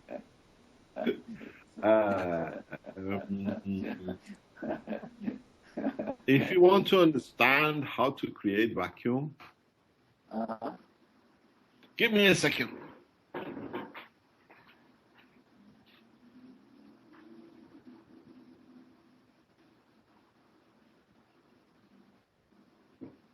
Rick, Read book number 1 from page 2 to page 55. And if you don't know how to make vacuum, you're in the wrong game. Become a doctor. Okay. Okay, I'll read it again. I'll study it hard. Don't read it, understand it. Yes, yes, absolutely correct. And don't read it. Put it this way, I've written it. I write a lot of things, and then it comes back years later to me, oh, stupid boy, you've written it, but you don't do it yourself. I become like what I call priests. They preach something to their flock, and they don't do it themselves. Right. Right. Because they don't see it, they just read it in the book, so repeat it, and one day it clicks on them. 20 years I've been telling my flocks, now I understand what it means. So I have the same problem. I write things because I understand it, but because I write it, I wrote it the time when I was writing it, I understood it, but I never thought about to do it. You read the first 50 page, you can make the most beautiful minus 30, minus 40 millibar vacuum system that the human race cannot even produce. Wow. Read the book. And I think in Hong Kong, you can do it within 10 minutes. No kidding. I would love to learn that. The process is very simple, but we forget it. It's part of our own structure. It's part of our own life. Yeah, you keep saying that the human body is the biggest vacuum. Now, I'm still trying to figure I was trying to explain to my young son a couple of days ago that human body is like a sausage with a hole in the center. You understand? Yes. Yeah, the hole is the intestine, right? The hole in the center, the top is called the mouth and the end is called your anus. Right. So the rest of it is totally vacuum, and it's a very perfect vacuum. And because it's such a perfect vacuum, the gases inside it behave as a superconductor. The gases inside, what we call amino acid, will not behave as a superconductor at room temperature if the body wasn't in a vacuum condition. Wow, okay.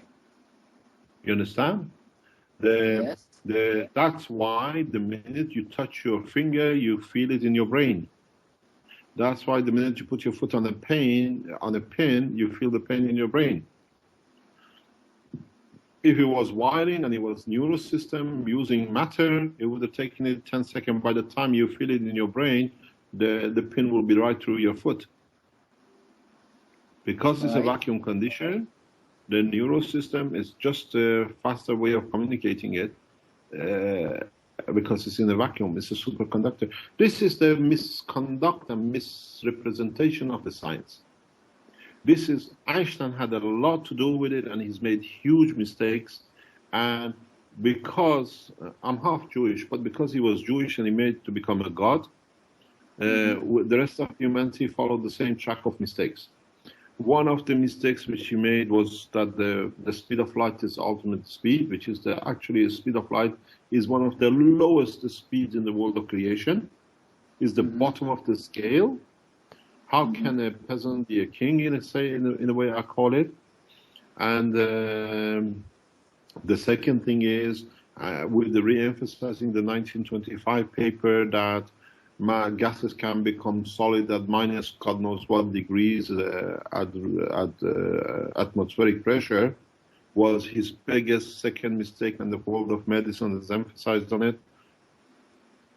Matters, gases can become solid at any point in the universe, temperature or pressure. And as I always say in my talks, you've been to my lectures, we say gases cannot become matter at room temperature. Yeah? Very simple. Amino acid, carbon, hydrogen, a gas, oxygen, a gas, nitrogen, a gas.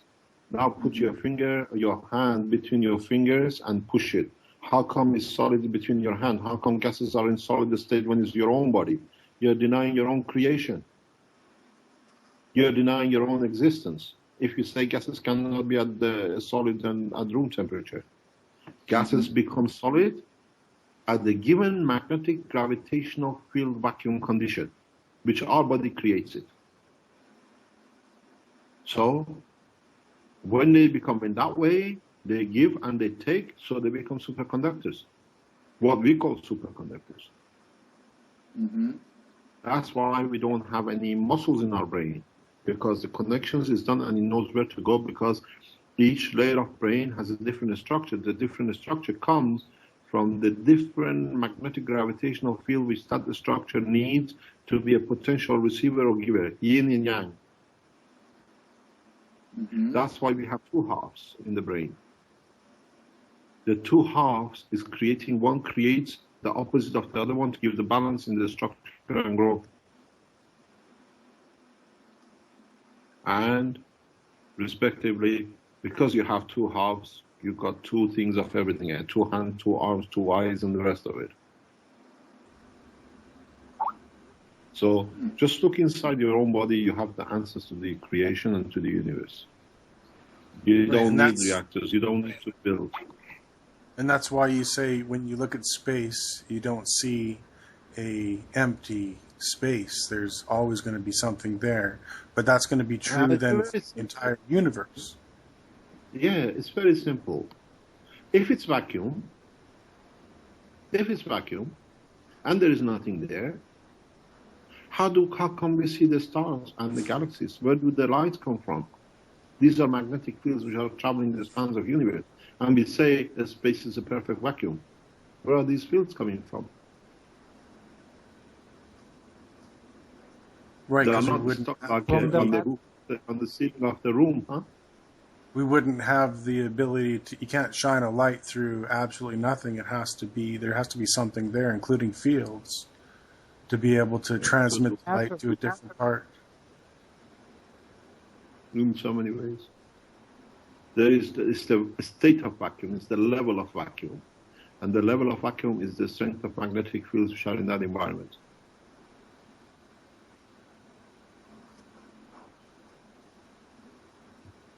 Are we going to get Joe back, or we got to say goodbye to Malta?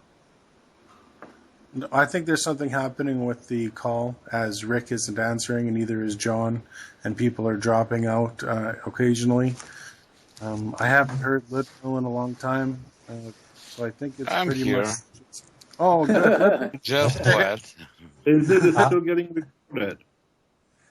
Rick, I have a question.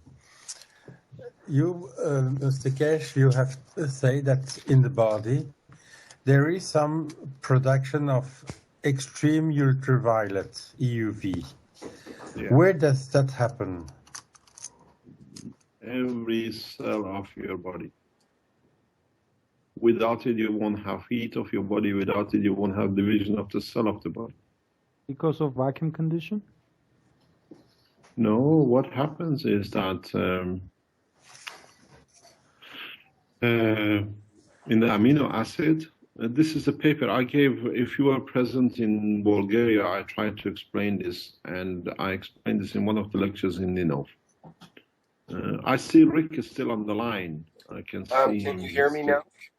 Yes, yeah, I can hear you. Yeah, I couldn't unmute for the last 10 or 15 minutes. So my Skype is slowing right down to a crawl here. It's using up all my CPU, so it may crash out. Recording? Pardon me? Are we still recording? I believe we're recording. Vince is recording and Ludmil is recording. So we have two ways of recording now. Can I ask you please something before we go further? Can you put up these in any shape or form straight away on the forum? Yes. The link? That's what we'll do this time around. So that's a long time and people wait for these things. Yeah, I know. I put a link for the last one. I just did a little bit of editing and put it on YouTube. There's been over 1,000 views of that one, and I just want to get it out there, like you say, as soon as possible. What we would like to do, is to put these talks on the Keshe Foundation YouTube, because then anybody comes on the foundation, they can follow the lectures 1, 2, 3, 4, 5, and 6, the workshops. It doesn't cost in different places. Who is the contact person in Keshe Foundation for the YouTube videos that I can rely on to send those? I'm calling it now. Pardon me? The webmaster. If you send an email to me with a link or whatever, where you put it, he will pick it up and he put it on the Keshe Foundation. We talked about it a couple of days ago with the webmaster. You got to realize that now the webmaster team as a whole is about 11 of them, I think.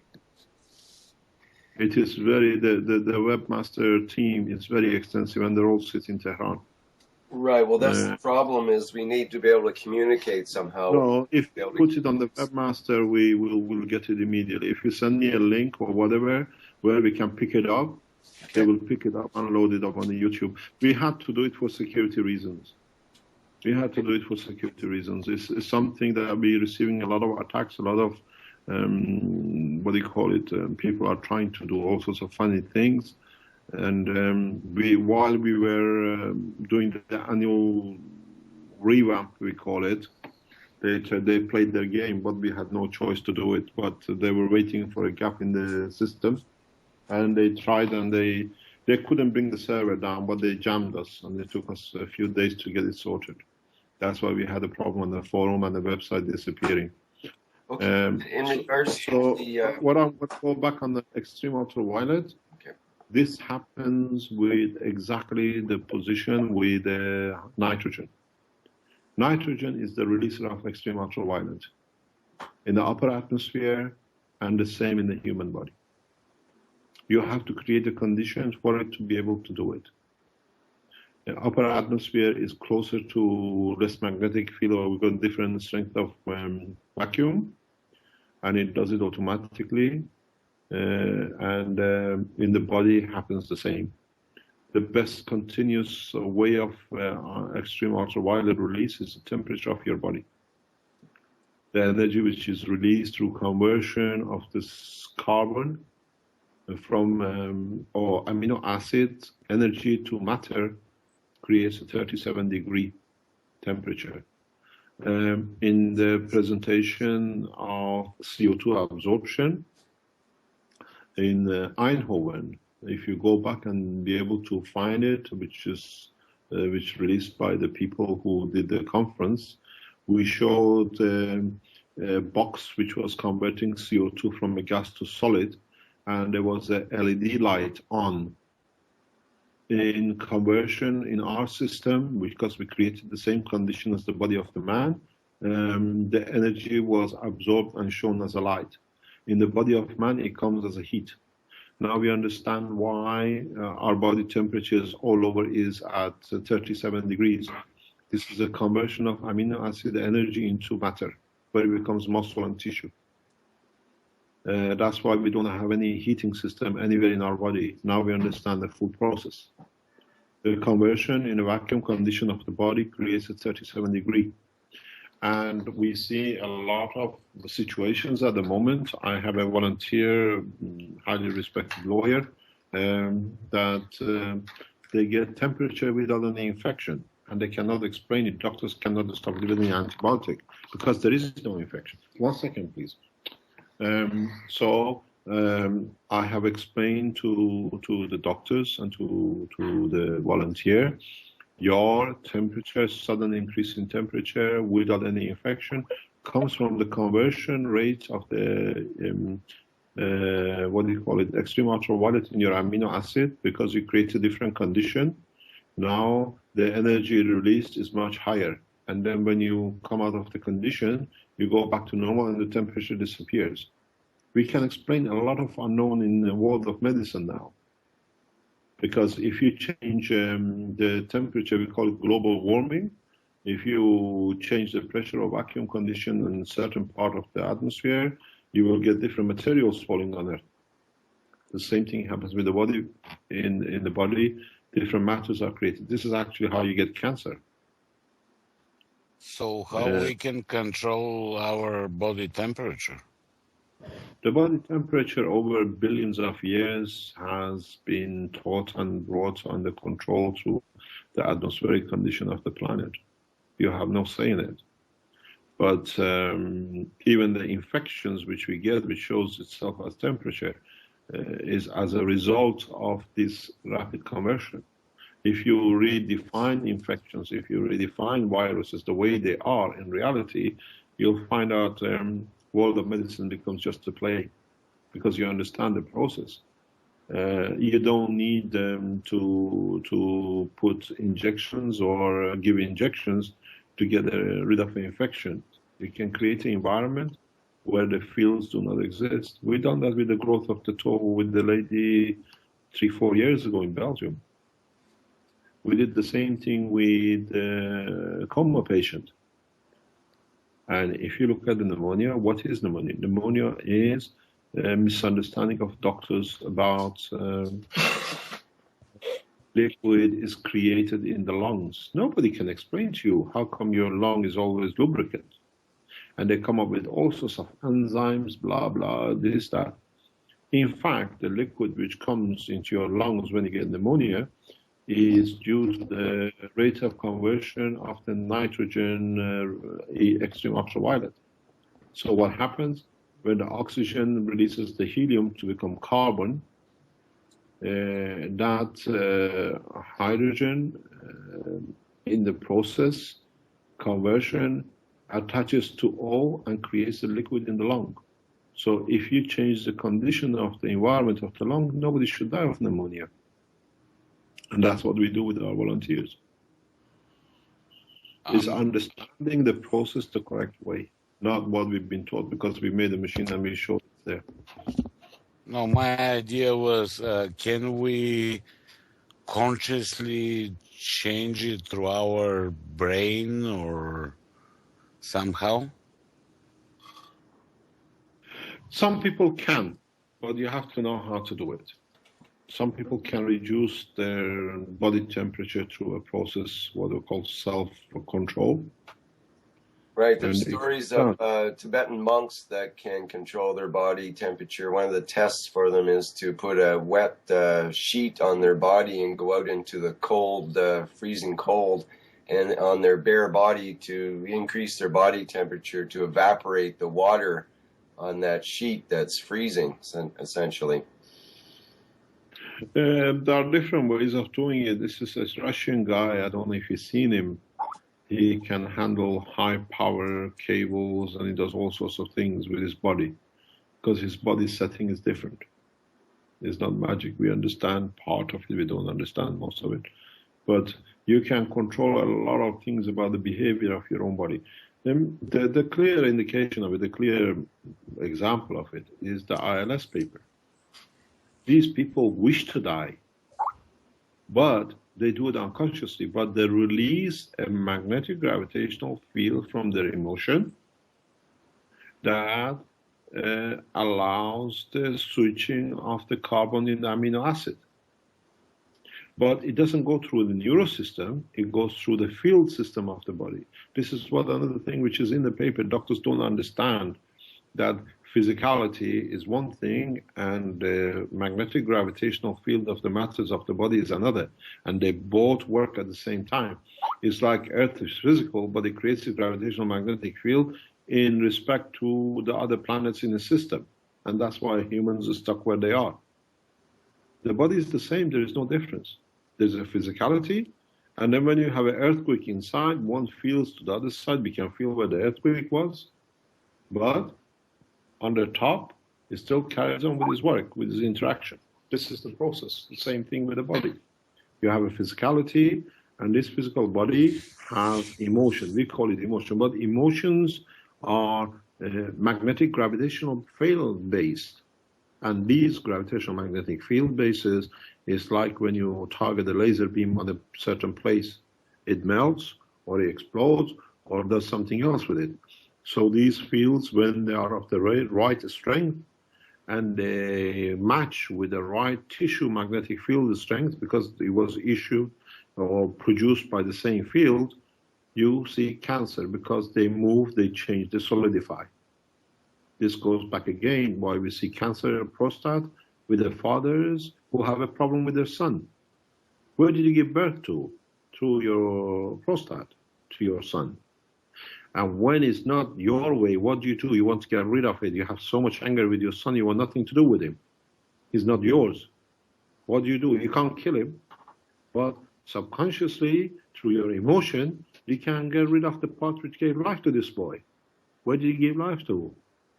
How? To your prostate. It's very simple, if you understand it. Why women get breast cancer? Why do we get liver cancer? Why do we see a spread of cancer around the body? The biggest mistake doctors make is to remove a lymph. And I always say, when anybody comes to me and say, I have a lymph removed, I say, sorry, I can't help you because the cancer is spread. Because doctors don't understand the work of the lymph. Lymphs are the kitchens distributed around the body. When you take a kitchen and you have an arm, which the lymph is under it, the lymph is under the arm. When you take the lymph out, the arm still has to be supplied. Otherwise, your arm doesn't fall off. What happens? The duty of this lymph is given to the other lymphs nearby, to the other arm, to the lymphs in your stomach or somewhere else. When you give the responsibility to go to another place, if you have a car which is leaking, to go from one kitchen to another way, it leaks, so it carries the cancer across. That's why you see the spread of cancer when you remove the lymph. One of the most important things the doctors should never do is remove a lymph, because they don't understand what's the function of the lymph. Lymph is the kitchen of the department which is responsible for. We don't have one central canteen, but we have kitchens who cut bread and food according to what is needed by that part. So you take the kitchen away, the soldiers have to be fed, the stuff has to be fed from another kitchen. They have to go a longer way. If they have a dirty foot, they're dirty all the way to the new kitchen. Yeah? That's how the cancer spreads. You never remove a lymph from a body. Even if it's full of cancer, you have to change the condition of it, that it doesn't allow cancer. You need to clean it. But at the same time, the cleaning has to be that you don't push the cancer back into the blood. Anyone who comes to me with a cancer, they remove the lymph. I say, I can't do it. It's already a spread. You already issued the instruction to a spread. How can I stop it? And you can't make your lymph and put it back where it was being taken out. There's a lot of misunderstanding, misteaching, or misunderstood by the world of medicine.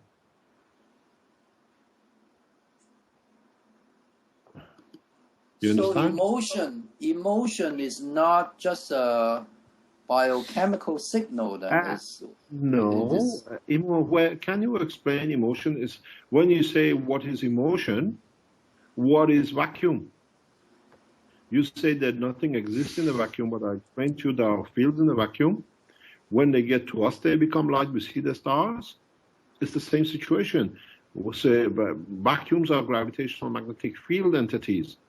They are released by certain pressure. It's like a quartz. You press it, it releases. It has both. So when this field travels through your body, travels through your entity, when it matches, iron has an iron magnet. Copper has a copper magnet. You can't attract a copper with an iron magnet. Yeah? So when it's the same matching tissue magnetic gravitational field, so it gets absorbed. So you change the character. The cell receives more energy. When you receive energy, you change to a new structure. That's how cancer is created. So you create your son with love and care, or accidentally, whatever. It has come from the source. It's come through the process of your prostate and your testicles. You have a problem with it. The way the guy caused his own death through ILS, you do the same thing with a certain organ. You create the same order. And then say, I've got a prostate cancer. I have a breast cancer. I have a liver cancer. This is the same principle, but we would like to change it because it suits us to cover our own stupidity. But the reality doesn't change. Why do we get, I explained this in my talks recently, why do we get thyroid cancer? Look at the history of people who have a thyroid cancer. Why? This is where your existence is. This controls a lot of things with your thoughts. Thyroids are here, the position they are, because they are controlling what you think. When you get raped and you cannot speak it, when you get abused, you cannot speak it. Yeah? You create a field, and the matching what is responsible for it sits in your thyroid. What do you get? Thyroid cancer. Because you created a field. If you go the way we work and go to the source of the problem in any shape, in your reactor, you want iron in one corner and you want gold in another corner of your reactor, you can do it because you create that package environment in that part of the reactor. You create one vacuum condition in one part, you create another vacuum condition in another part. One corner you take water and one. You decide the size of the package. Because how many electrons and protons are in the hydrogen? 1 on 1. That has a value, magnetic gravitational value, field, is 1 cup. When you have, let's say, helium, you have 2 cups.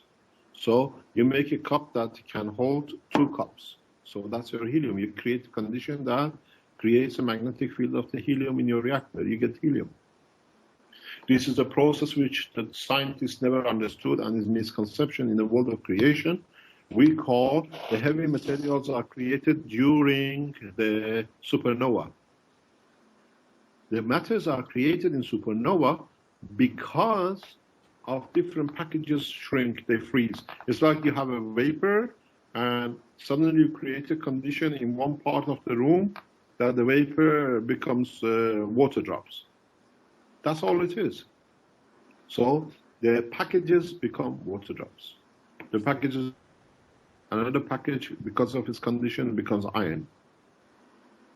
And this hypocrisy about iron is the conversion point between fusion and fission is the same as the Earth was the center of the universe. The scientists have never understood it.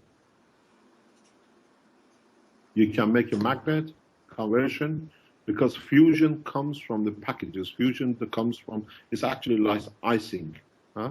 You create ice drops according to what temperature you create in which part of the room. So you create a package, the magnetic gravitational field, which everything starts as a plasma. And what the package environment allows it, it becomes a package of that thing. As I said in my papers in book number 3, the size of a neutron in this universe is this size. Not necessarily in other universes because they have their own condition. A neutron package, a plasma of a neutron, it could be 10 times bigger than the neutron on Earth. because the environment Yes, I that's actually have a question about that. Just popped into my head. So if we are from a parent universe that's created a sister universe and also our universe, that means that in the multiverse there is also another form of quote unquote space. Is that right? Yes. You see it on So the back of the book number 3. it would just be the difference, or the The thing is, we have to expand and open eyes to it. Yeah. According to gravitational magnetic field, they create their own gapping. I think the picture on the back of book number 3 explains it clearly. But that means that there's also a central sun to the multiverse then. In a way, yeah. That's why we said we come from the same and we go back to the same. That's why in most of my writings I say I'm the beginning and I'm the end, but I understand what it means and what I got to teach. But we will never be able to get to that source of sources? We are part of the source. Fields are endless. You cannot cut a source. You cannot cut a magnetic field. If you ever manage to cut a magnetic field, you become a genius. Right? So if we're part of the environment that we live in, that means we're part of the source of this universe. And the others, because we came from them and we are connected to them. It's literally having a big apple and keep on cutting it to smaller pieces. It doesn't change that we all came from the same, the whole pieces came from the same apple. Right. That's what we call God. That's why understanding the creation has become the biggest mystery to man, because of the limitation in his own thinking and his own, trust in his own knowledge. Does the process go backwards at some point? What? Yin and yang. You give, you take. Depends how far you can go backwards. There is no time travel. Time travel doesn't exist. Time travel physically is impossible. How about field-wise? Field-wise, you have to collect all the fields which are in that process at that time. And as Earth is dynamic and rotating, and as the whole universe is in motion, you run around and try to get a picture of 10 minutes ago. You have a heavy job on your hand. Yeah. Half of the field is absorbed by the dust, by the other materials, by the fields. And you try to, if it's a constant picture, we see the picture of the moon all the time.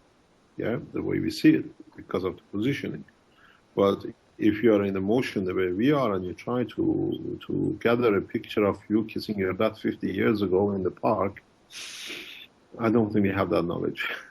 Unless you framed it in the picture, you'll never be able to see it. Okay, are we but going to get Maltese back or not, or have they gone home? Yes, Rick? So what's past, it's past, huh? What's past is past, yeah. Rick, are we going to get these people back? The Malta people, you can. I can try to add them again here. I think he's having trouble with his Skype, it seems like, but maybe it's at my end. Thing is, I cannot open my video or my computer because of the people who are sitting on our computer. There are hackers who are sitting, but they sound like friends. So I have to find his private card and see if we can raise them. Any other question, or we stop, because unless you want to ask anything else. I'm having a lot of trouble with my Skype to try to get things happening here. I'm going to have to get a new computer, I think, to be able to compensate. But I'll try to get a manual. If someone else wants to get have a question, I'll get Emmanuel and Joe up here if I can. Because they asked me not to show, and I saw an email to you, Rick, that they don't want me to show their thingy you received last night. Well, all I had was the one picture, which I tried to post here, and I don't know if it actually went through. I see it's still pending for some reason. It's a photo of it's just a halide or halogen lamp as part of their assembly for their reactor. That's the only picture I've gotten from them. They said they were going to send some pictures before the Skype session, but I didn't receive anything like that other than the one picture. I can see the picture on Justin TV. On Justin TV? Yeah, is that the picture or is that yours? I don't know. Oh, I see. You see my hand now? No. The picture, you mean just the video on Justin TV? Just a picture, not a video. I just thought of something. Just a picture instead of video. Yeah, there's no video. Okay. Oh, now it's gone. Oh, wait. Strange. Now I got it. I can see it again. Oh, I can see your hand. Okay. Oh, there's, There's your hand. so it is more than a picture. It's actually video. Okay. Right. So that's your lab. That's right here. Let's get them on the line. Let's see what they have to say. Hello? Yeah, I'm trying to do that here. Call them on the line. Let's see if we can get them. Yeah, my Skype is really unresponsive. It's I have a really hard time getting it to do anything right now. It's about to crash any moment, I think. Getting old. We could try getting moving over to Ludmill, creating a new session and joining up there. That's one alternative. It's okay. Let's talk to these people and see what's going on in Malta, if we can get them.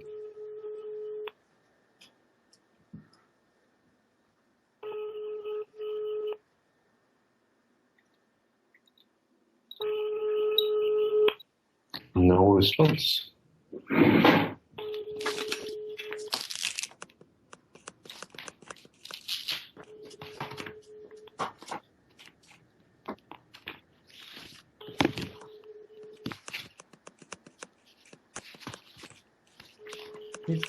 Hello, Mr. Cash. Yes. Marco have a question. You know, he's saying that he went to buy a vacuum and 10 minus 9 bars, and they said that you have to hit the vacuum, actually the chamber, to be able to get to that point. Is that true? He's asking. I don't know. I'm not an expert. I just asked for what I need and I'm given. No, the question is, are you hitting your reactor? No, all it is, we just run it for. I don't know how molecular pumps are run.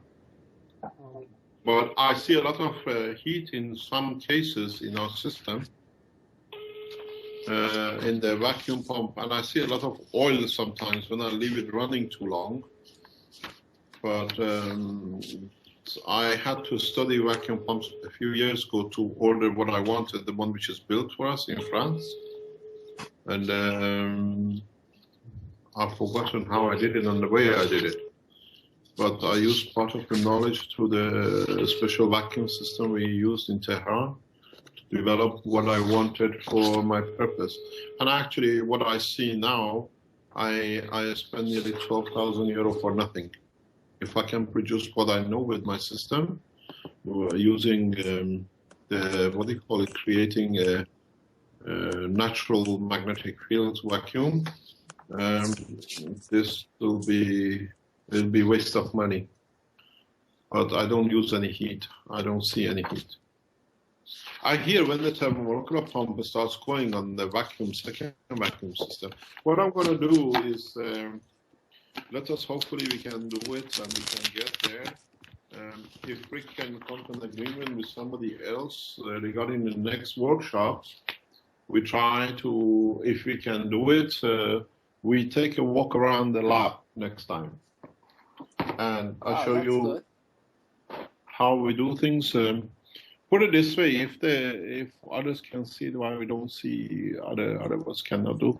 I learned from the Peace Talk conference that a lot of people copied what they saw, but they never understood the interior working. So I try to teach or to show you how we set things up. There are bits we can't show you. They're part of the lab. We won't show you. And but we'll start opening the operation, and you see how it's run. Or you can tell me increase this or decrease that. We run a live session if you want to see any performances. So we'll do that next time, hopefully.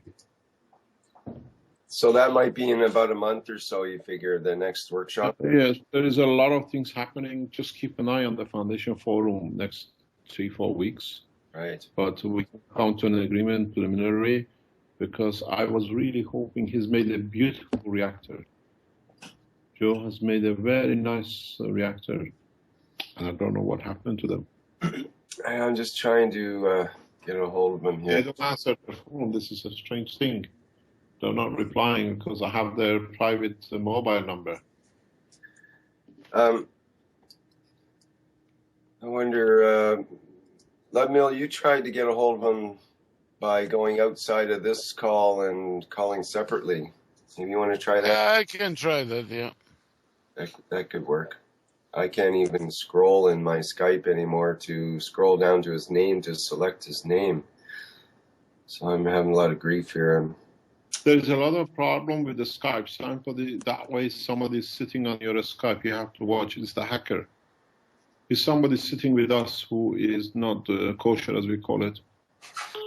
I think it's more of a Skype issue myself. But No. We had, you know the situation which we had on the Skype, on the Facebook with the guy. Yeah. The hacker. He came through one of the Skype sessions. We traced him. So we could have We have facility. The facilities are there. We trace everything now.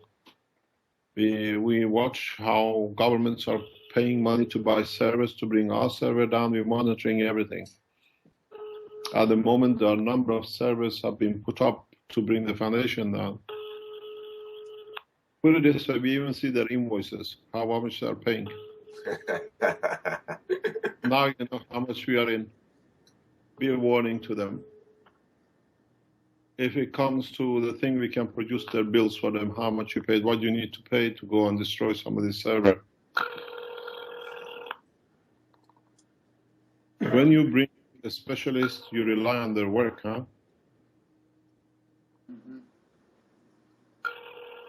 No, they're not answering their mobile. It's very strange. Is that Joe or Emmanuel? No, it's Emmanuel. Emmanuel, I have Joe's card somewhere, and I tried to find it. I think Emmanuel may be at work, so... They work out of they make the system in their factory. I've been there. Oh, okay. They make everything there. Joe makes it. He has all the capabilities to build any reactor. He's a very capable man.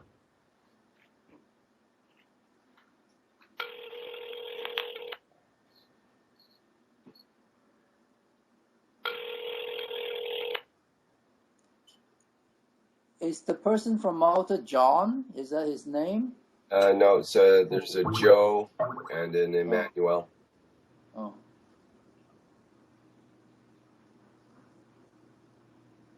I think somebody lost or they have a problem. Oh, Ludmil just dropped offline. Yeah. We don't see it. I don't have any other numbers for them. Ludmil, check through Skype what's going on and try to get a hold of them. We are only down to 6 people now. Right. Okay. Any other questions, or we stop? It's nearly 8:30 now. Yeah, perhaps we did everything except the what do you call it? What we came here for. Yeah. Well, but I learned a lot from listening to you, Mr. Cash. Mr. Cho, what is in respect to the Cash Foundation China? I'm going to come back to you soon. Yes. Now we settle the situation here in Italy, we hope, and you got to get ready. You know, in China, depends. I've been invited to be in China end of November. In when? Next November? This November, end of November. I'm still waiting for the official invitation for my visa. Oh, So may I ask who invited you? it's done by EU member, EU government, what do you call it, organization. It's not done through China. It's done through another organization which works in China. We are in China for a specific job, or being asked for. It's mainly to do with the pollution, using the technology for the pollution. Okay. Well, if I can assist you in any way, please let me know.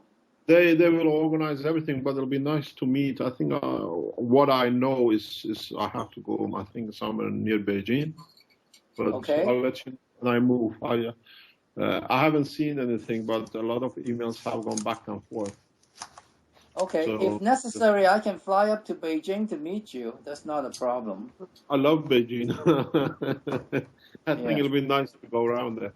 But what do you call it? We've got to wait and see what the position is, what they decide. Do you know roughly when in November? The last week of November, I've been told. Oh, the last week of November. Okay. We don't, it's nothing, because till I don't receive the official invitation, I cannot do anything. But I've been told to be ready for it. But you know, with us, things can change. Okay, please let me know as soon as you confirm your No schedule. problem. No problem. Mr. Yes. Kish, if anybody wants to send you information, which email address we should use? MTCash, you know, you have it. Ask Rick. We put it on, everybody sends it. Ask Rick, he'll give it to you. No problem. Thank you. Rick has a direct line. We get these things. One more question.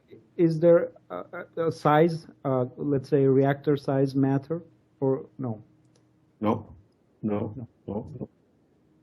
We showed a ping pong reactor a few 3-4 years ago. It used to be on the website. We have a reactor which is running still. I found it by accident a couple of weeks ago. It is running for nearly 8 years now, 7 years. And it's a Kodak film container. You know those Kodak plastic containers you used to put film in it? Yes. It's one of those. And it's still producing energy after 8 years. Really? Yeah. Just a small Kodak film container? Yeah, the plastic container, gray and black. Yeah, the round thing, right? Yeah, the spherical, the what they call cylindrical one, yeah. Yeah, cylindrical, yeah. It's still producing. We have a reactor with 27, what do you call it, points of energy absorption. I showed it in Eindhoven. I call it the empty box of universe. That is still producing energy. How about the other one that you showed in Eindhoven that was full of water? That wants to, what do you call it? That is, it leaks. It's still there. It's part of archive.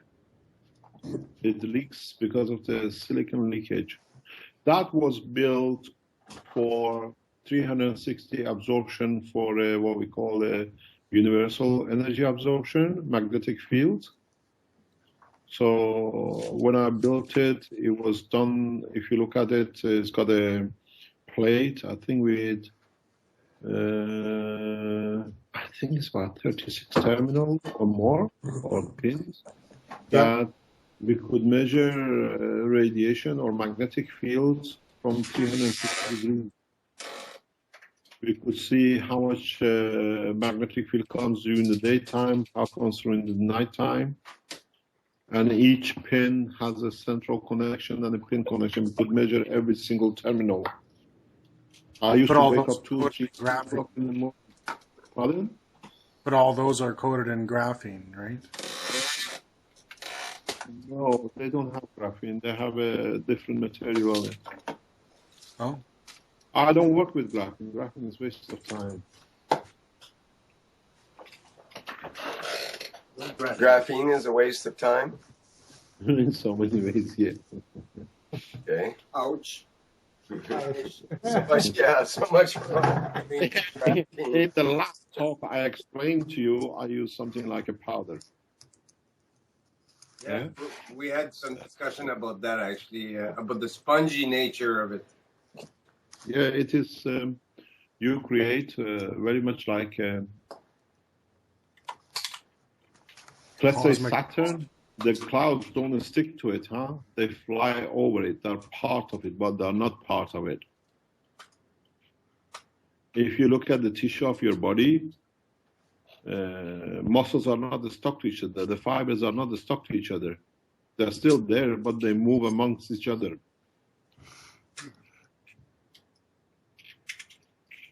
Very interesting point. Maybe I'll give you a hint. In your muscle fibers, you have calcium.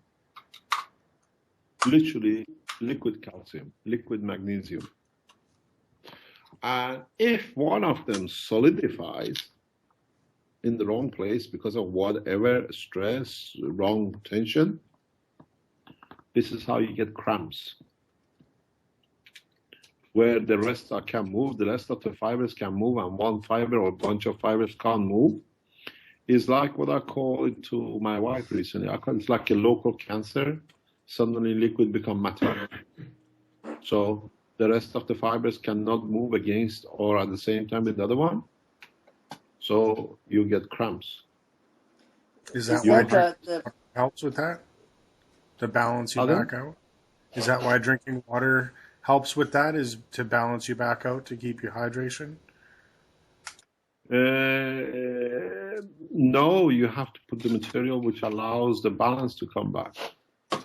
It's when you jump in the cold water, you get a cramp because you create a different condition, and materials through the large amount of information going through the muscle create an environment where the what they call the GANS state becomes solid GANS. A liquid changes to a solid, and then the other fibers cannot move in respect to the others. So they create a lock. Yeah? There is a symptom called frozen shoulder. Is that what you're describing? Frozen shoulder is a localized blockage. It's localized blockage of material. If you go into homeopathy, you read the homeopathy paper, you understand a lot about the structure working of the body. You create, the cramps are issued, they are created that way.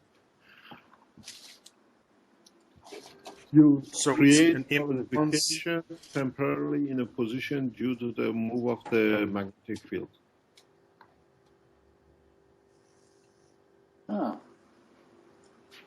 This is what I said. Suddenly in one corner of your reactor you can create gold, and the other corner you can create water. It's the same thing happens in your muscle tissues.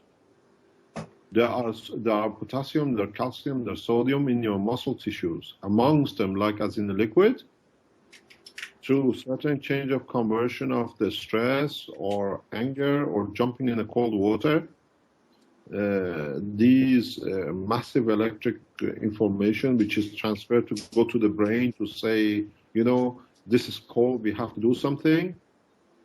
In this process of a rush, they create an environment where the calcium, in being in a liquid gel condition, becomes solid. So when it becomes solid, the other thing is stick to it, the other fibers. So you find a blockage in movement, we call it cramp.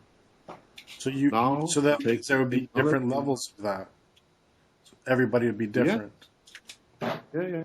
Women have this during their period. They get a lot of cramps in lower leg during their period. Because during that time, the upper leg where the womb is absorbing a lot of, calling on a lot of things for the birth of a child. So it creates a misbalance. And that misbalance, because the material is taken out for birth of a child, creates localized deficiencies or information pool, and that solidifies the matter and becomes cramp. It's like literally putting a glue between the fibers of your curtain. They can't go anywhere. And then the best way I can explain it is, you get a silicon, it's soft, and then the silicon is between the fibers, and when it solidifies, all the fibers suddenly stuck together. The rest of the fibers in the pack move, but where the silicon has solidified, they stay together. And then that's become a cramp. And then you get the heater and you warm it up and the silicon goes loose and the whole thing comes back together again. That's exactly what happens with the matter in your body when you get cramps. So how do you reverse the condition?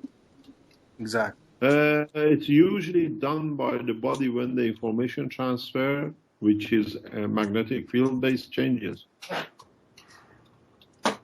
A lot of paralysis are created through this, and the doctors don't understand. They tell us we do marvelous, we are magicians. We are not magicians, we understand the process. When you understand process, you understand the system, you understand what system to make to reverse the process or create an environment that the process cannot repeat itself. It's something which is important, and that is, we, out of, let's say, 20 cases of research, we learn a little bit from each one. That's why every time we learn, the next system becomes better. We did not succeed so with a lot of initial cases because we never understood most of the problem. Now I can create the body of a man in a container, right arm, left arm, what I want the liver to be affected, I want the brain to be affected. I have full control in the design of a man in a cup. I can tell you, you tell me you have a, liver cancer.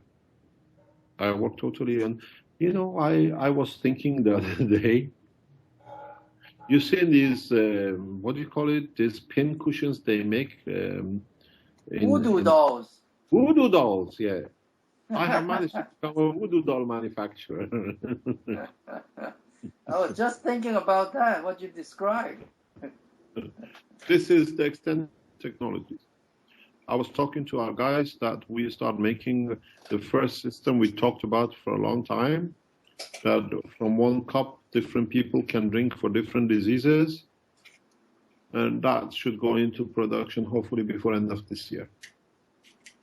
So we produce one cup for worldwide, and the pharmaceuticals and the doctors do the data transfer. You mean by the end of 2013? The first cups are planned. I was discussing it with our guys. We have a beautiful team here. I have an amazing team I enjoy working with. And when I feel comfortable and working, we open all the doors. I was explaining to them last week how we have to develop the technology and the system for this purpose. Now we can give a cup in the house. You have cancer, you put your card in. It says the cup for the cancer. The other one for the Alzheimer's. He puts his card in, he gets Alzheimer's. So we are going into that phase now. But the development has to go to pharmaceuticals. We just developed it. They have the means and the facilities to reach. The pharmaceutical structure set up, chemists and the rest of it cannot be matched. It has to go through the same, but it brings more business to them now than just making tablets. And they can literally monitor the patient through their chip, how he's reacting, changing the dosage and everything else. The possibilities of medicine has changed totally. That's fantastic news if it's happening before the end of 2013. Yeah, I put one of the reactor cups on the table and I put a box next to it. I said, this is what we got to make now. But there's a lot of things happening. We're hoping that the world scientists come together and build this together. And so there's a lot happening. But this is what is part of the medical patent which we put to the world patent. A lot of people haven't seen the medical patent, but the governments have it. So in a space, you don't need to keep on producing tablets. Tablets used to be called herbs, used to be called roots and different animals' tails and nails. Now we know how to produce these things. When you're a medicine man, you use this herb for that disease because it has certain characteristics which do certain functions in the body. Now we put that information of the root in a cup. We've seen a lot of developments. I mean, we have people they create different odors in their body. And we have a boy now which is in that condition. By drinking a certain kind of and creating certain condition with systems, the body changes the production from odor. Because you have to understand the process of odor. Odor is a diamond structure of a gas. Is You're talking about the plasma fields inside the gas, or are you talking about the gas fields themselves? When a gas, doesn't matter what gas it is, changes its crystal structure to diamond crystal structure, it becomes odor. Odor? You mean the smell? Yeah, odor, the smell. Yeah, the smell is the sp3 of gas. And it's so easy to make. If you can make a sp3 gas, you don't know what happens. I'm going to be very rude, but it's a correct terminology to do it. When you pass wind, sometimes has no smell, and sometimes is rotten. How come the same body does both? The condition in your bowel allows the creation of sp3 that becomes odor. You understand? If you're looking to manufacture sp3 and superconductors, go into your bowels. It's all sitting there, how it's done. You don't need to go into universe and create a 10 million, 40 million laboratories to make sp3. Your body does it every minute. Why? Why? I understand the reason. I was explaining this to my family a few months ago. They were with me. I said, you don't understand why when you pass wind, the smells. Decomposition is part of the process of producing gas that you can get rid of what the body is finished with. But when you get odors, different kind of odor, is your body at the end telling your body and your brain, the food you gave me was wrong. Next time, be careful. And how can it do it? It converts a gas into odor. It changes the gas into sp3. And if the body can do it internally without the $10 million, $40 million laboratories that are looking to create sp3, then you understand how to make space material. I told you, look inside. Your body is the best vacuum universe. Could we say that because of all the ferments we have in our body, that will create a certain condition to be able to produce the elements we need? Very much so. I tell you something very interesting. Very, very interesting. This is nice to know historically. And it goes back again to the work and the talk of the peace talk in Geneva and regarding Iranian nuclear technology. Long time ago, let me explain this first. One of the reasons nobody can stop the progress of Iran in nuclear heavy material is because Iran owns its own nuclear, or they call it uranium mines. We don't need to buy it from outside. This is what they don't tell the public. I put this on my forum some time ago. So one of the reasons the Iranian nuclear technology cannot be stopped, because we have the raw material of mines of our own. We have our own heavy waters in Natanz, where the water comes, and the rest of it, they can do it where they built it and the rest of it. But when the nuclear technology started about 60, 70 years ago, 80 years ago, the British and the Americans knew they can take uranium out of Iran. But tell people that while we are taking this uranium, those people didn't understand nuclear and an atomic structure or bombs. They said to the people in Iran that the nuclear bomb is made from the man excrement, means from your shit. These things are for something else. So for years, the Iranian public was fooled to think that atomic bomb is made from, what they call it, processing of shit, in a simple word, while they were taking the uranium out of Iran for different purpose. So, in a simple way, we are back in the same process in the peace talks. We have everything, they want to get access to it, but they have to find an excuse for it. The same thing happens with the excrement. If you look in what comes out of the body, it gives you a full indication of what body has used and what is going to be used and what has surplus. To me, giving a blood test is the worst thing because it doesn't give you any indication as such.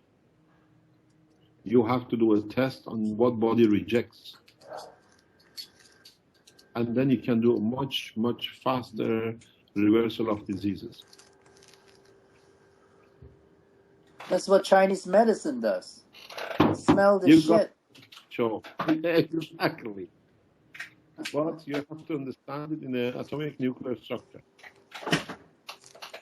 You can't make a nuclear bomb with it. We know that for a fact.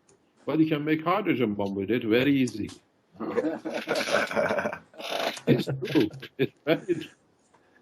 You can make a hydrogen bomb out of man's experiment within a matter of hours, but you can't make a nuclear or atomic bomb with it. And you can't use it for energy because of the structure. Huh. Wow. Look inside your body, you have all the answers. I received, and I was on a Skype last night, and I saw somebody putting a Skype up to me. She's a doctor, and she's put on her forum that about trying to promote the Keshe Foundation. And somebody has come and been put in there, oh, he's talking about the energy unit, he's a crook, he's a charlatan, I'm a physicist, and my brother is a nuclear physicist. And I thought, yes, no problem. You carry on with your work because you have to protect your PhDs. The work doesn't work that way. The biggest opposition for the foundation will start coming actually from the nuclear physics because they have to change their way. And this is the biggest problem for them. So they start attacking us because it shows they studied for 20, 30 years for nothing. Or they think they studied for nothing, put it that way. Yeah, that is true for... And they stick, sorry about that, Mr. Shaw, and they stick that title, I'm a nuclear physicist, I know better, but I put at the bottom who paid your wages to do it. You have to protect it. Mm-hmm. I think we lost Malta. We're not going to get. So just an update for Malta. Looks like they have a computer issue, and they probably will not be able to join today. Okay, thank you. So we leave it. We put it for them next time. Is there anything else? I think we probably should let you go here, Mr. Keshe. About 9 o'clock. No problem. We got a lot to do. Mr. Keshe, Yeah. if I may interject here, I just would like to say here from I'm the assistant of Rick here, and I'm a bit disappointed by the way my government behaved, and I don't know what to say, but I really believe in people's heart, and most people here are good people, and we want what is the brightest for everybody. Yeah, you see, the what I call, we don't look at the population, we look at the governments. And the governments are temporary. Yeah? Right. Your problem, the Canadian problem is your present Prime Minister, and in time, we all have a lifespan. Yeah? Yeah. We've seen how, so we don't, it doesn't bother, it does. You know, when I was talking to our webmaster very recently, past few days, about my experience in Canada. You know, the strange thing was when every day, I've told you this, every day they had to take me from Toronto airport after interrogation. They interrogated me in the airport. I never understood why. because I was supposedly not to be in Canadian land or whatever.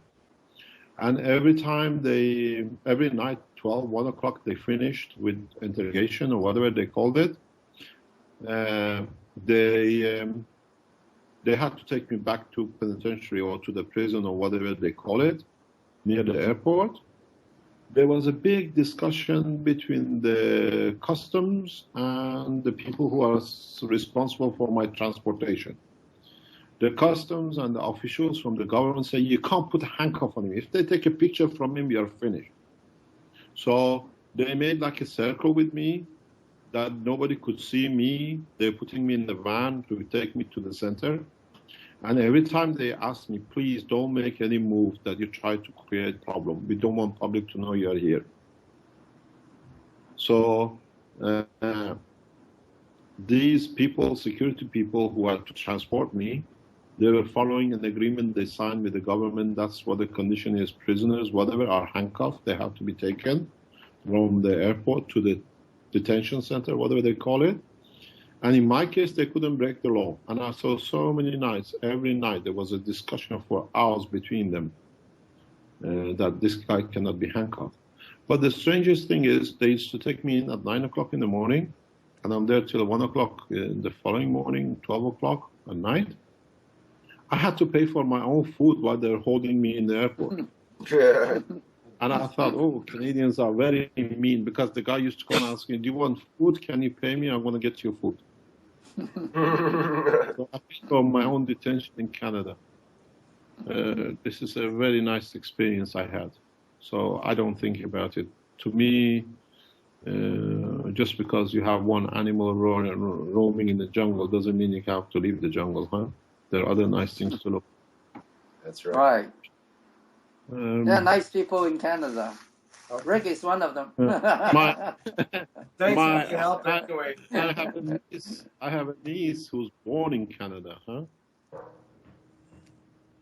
There's many people with connections all over the world, and so it's no longer just all one big community. World for your country matters that much, really. No, my sister lives in Canada. My brother-in-law, they are professors in universities in Canada. One of the first members of my little team that got together initially 8 months ago was an Iranian student, and he's very much Iranian. First thing he wanted to do was to come in and find a place to pray inside my bedroom. So this is the behavior. This is one of the things they told me I converted when I went back to Iran 5 years ago, even my family. Because I'm very politics and colors and things doesn't mean anything to me. The beauty of it was when we used to work with the Iranian scientists and officials and whatever. I'm not a religious man, but they are, and their belief in their God keeps them straight in so many ways. While we were having lunch around the table, one gets up and says a prayer. He finishes, the other one starts in the same room. And I thought we go to church and people bless the bread and we eat it. These people bless our food while we are eating it. So it depends how you want to look at it. Right. So I respect them in every way. I go to every church in Italy. We get our foot in because I enjoy being in church. It's a house of God, and I go to synagogue to pray the same way as go to the mosque. So it's nice to see how we call the same thing, different thing, and we try to say we are better. I put a piece of bread in front of my son a few days ago. He was asking me, what is God? I said, we speak 4 or 5 languages in the house in different ways. I gave him a bread in front of him. I said, what do you call this in English? He said, bread. I said, what do you call it in Italian? My wife says, we call it this, we call it naan in Farsi. I said, has this changed anything about the bread, what the bread is? He said, no. I said, it's the same with the God. We call it different religions. So in essence, it's the same thing. Good one. Very good. Okay, we call it a day and we'll see what we can do. Thank you very much, Mr. King. Once again. Yes, thank you very much. Rick, we talk about if we're going to do the next presentation with Malta, or we do it here in the lab. Okay. Okay. We could probably do both. Could we not? Maybe we can do both. Yeah. But I have to get clearance for certain security systems, and then we'll see what we can do. Yeah, we'll have to work with the Malta guys to get their systems a little bit better too. No And problem. I hope to have a new computer by then too to make my systems work better. How is your new reactor going? Not too badly in terms of we're still trying to nail down vacuum leaks and whatnot, but we've been playing around with it. I did a bit of. I still use a high voltage. You know, if you have a vacuum leak, where is your leak? Well, we get different ones. I've got the connection to our gauge, our vacuum gauge. You know what to do? One of the easiest way to do it, if you're not reopening it again, switch off your vacuum pump and put silicon all the way around it, and then switch your vacuum to the maximum. And the seal goes inside, it seals it. Right. Usually works that way, very easy, but then you have to leave it for a day or so. Right, yeah, to off gas and seal up. Yeah. Yeah. Otherwise, if you immediately turn it on, you have a leakage. Right. You go for a coffee, go for a walk for a few hours, and then you come back, you have a perfect seal. If you have this kind of leakage, don't waste your time on it. You spend a week giving it time to sort out. But when you start, your work is done. I had it this week with the new reactor we started. We don't know, from somewhere we suddenly start getting leakage in the pipe. So I sealed everything, I vacuumed it, and I walked away on my way for 2 days, 3 days, now letting it to set. I do That's good advice. That's good advice. I prefer to use the proper fitting so I don't have to. It doesn't work. It's man-made. There are faults. I mean, this worked this time. You move the pipe slightly. Next time it moves. Yeah. But when you seal it this way, you're sure. It happens to me all the time. I've been using vacuum grease. That often works quite well too. But I ran out, so I had to use. Yeah, but vacuum grease, if the hole happens to be moved, it'll go into your vacuum pump. Right. Yes. That's the danger of contamination. Right. Exactly. And what kind of silicone you take? Is it normal silicone? Well, if it's not inside the reactor, I use a space silicon, which is special for us. But if it's outside like this, I use high quality bathroom silicon. Yeah, you mentioned I like that before. That's never nice. Contact anyway. Here, I posted. €1. It's cheap. Yeah. But it saves you a lot of headache and a lot of time wasting. Yeah. See, if the vacuum leak persists, you lose hope and you lose your strength. Huh? Yeah, it's true, and we spend a long time dealing with those issues. It's just we've run out of money in the last couple of months here, so it's been harder to get things happening. Just walk away, just go put the silicone on and go for a coffee and go for a walk for a couple of days. You come back with a perfect seal system.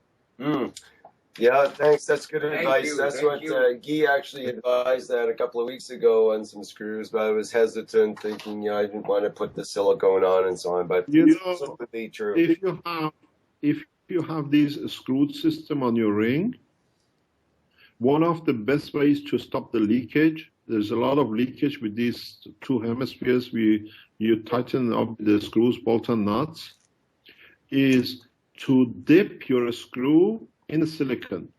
Yeah, that's what I do. And then put it in the hole. Right. Yeah. And if you have a problem to open up, and you have to open the system in the future or whatever, the easiest way to do, the safest way to do, is you put your reactor in the middle of the room, in a safe box, in the box, and you connect your gas to your hydrogen cylinder, and you open very slightly, just a slow flow, and it just pops open. When you take all the screws out, within 1 second, your reactor is open. Oh my God. The pressure is backward pressure because your system has been sealed to stand for vacuum, and you find a way how am I going to open because the silicon seals and you can't get in. Right. I've been there. I know what it is. All you're going to hear is a big bang because somewhere the silicon opens up. You keep the gas flowing a little bit, you find a gap, and you just open it with a nail, and that's it. It saves you hours and hours and hours of wasting time. Just connect it to your gas cylinder, very slow, slow. You create a pressure in the cylinder, and the cylinder just pops. Right. Yeah. Good. But the best way to do it, put the silicon when you put your screws through the ring. Just dip your screw into the silicon and put it into the hole. It seals the hole. He seals the whole thing. It doesn't leak anymore. Yes. Right. Okay. Mr. Cash, I have been starting the reactor with ceramic. Yeah. Have you seen? Have you built it yet? Well, it's. I've been molding it, and it has to dry now, and I have to fire it. I have been using for that some stoneware clay. So the problem is the precision of the making of the reactor. I sent now a link where I have a few pictures of what I've been making for the moment. Yeah. And especially the last one. And those are the realization I have for the moment. It's the same thing. You're the first one I know who's using ceramic. I'll follow your work very closely because I've never done. I thought about it when you talked or said or seen it somewhere before. The only choice you have with ceramic is gas layering for your plasma. Yes. You have to use gas layering. And I don't know what material you use, if you have a leakage or what do you call it, expansion of the plasma on the outer layer. Can you put acid or can you, if you put like alcohol in the ceramic material you use, would it change its composition? No, not at all. Not at all. Then you have to use, I think the best thing will be 2-4-1, use argon and nitrogen. Argon and nitrogen. Yeah, use argon in the outer as an outer layer. Argon goes to the outer extreme layers, and then you put. You need nitrogen to be there, but you don't want nitrogen to be in touch with your the wall of the ceramic. Yes. So the best thing is argon because argon can give you EUV as well under pressure.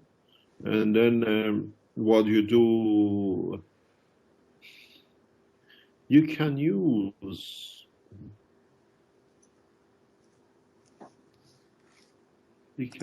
potassium, but potassium I don't think will work with ceramic. Because if you use potassium, there's a high possibility of you create a certain kind of protein. Potassium is a conversion rate for protein. It creates that kind of condition, then you get a contamination. So I think my way of thinking, I could be 100% wrong, is you need definitely argon and then you need nitrogen.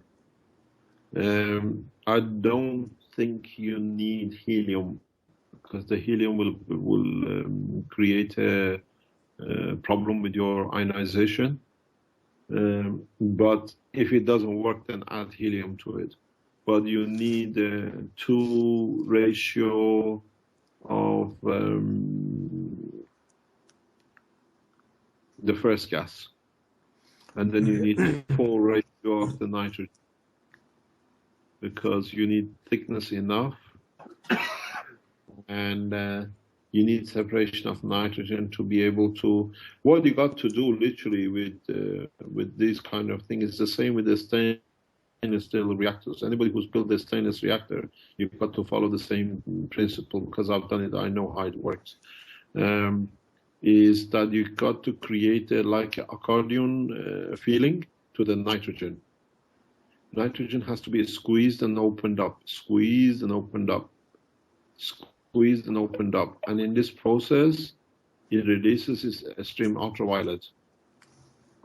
Yes. You understand? Yes, I understand. In our lungs, the same thing. The breathing, the muscle tissue of breathing which we have is for compressing the nitrogen to release this in the lung.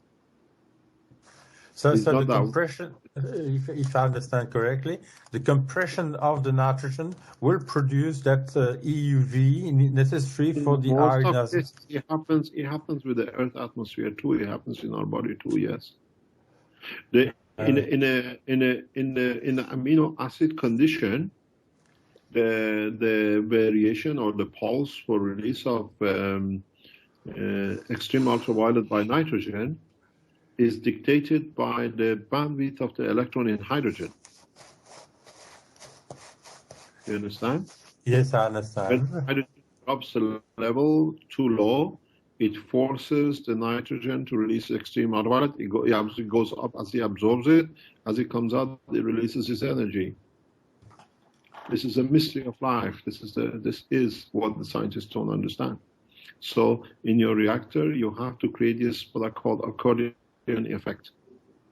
You have to keep on squeezing, releasing, that the EU extreme ultraviolet is released in the right place, not on the wrong side.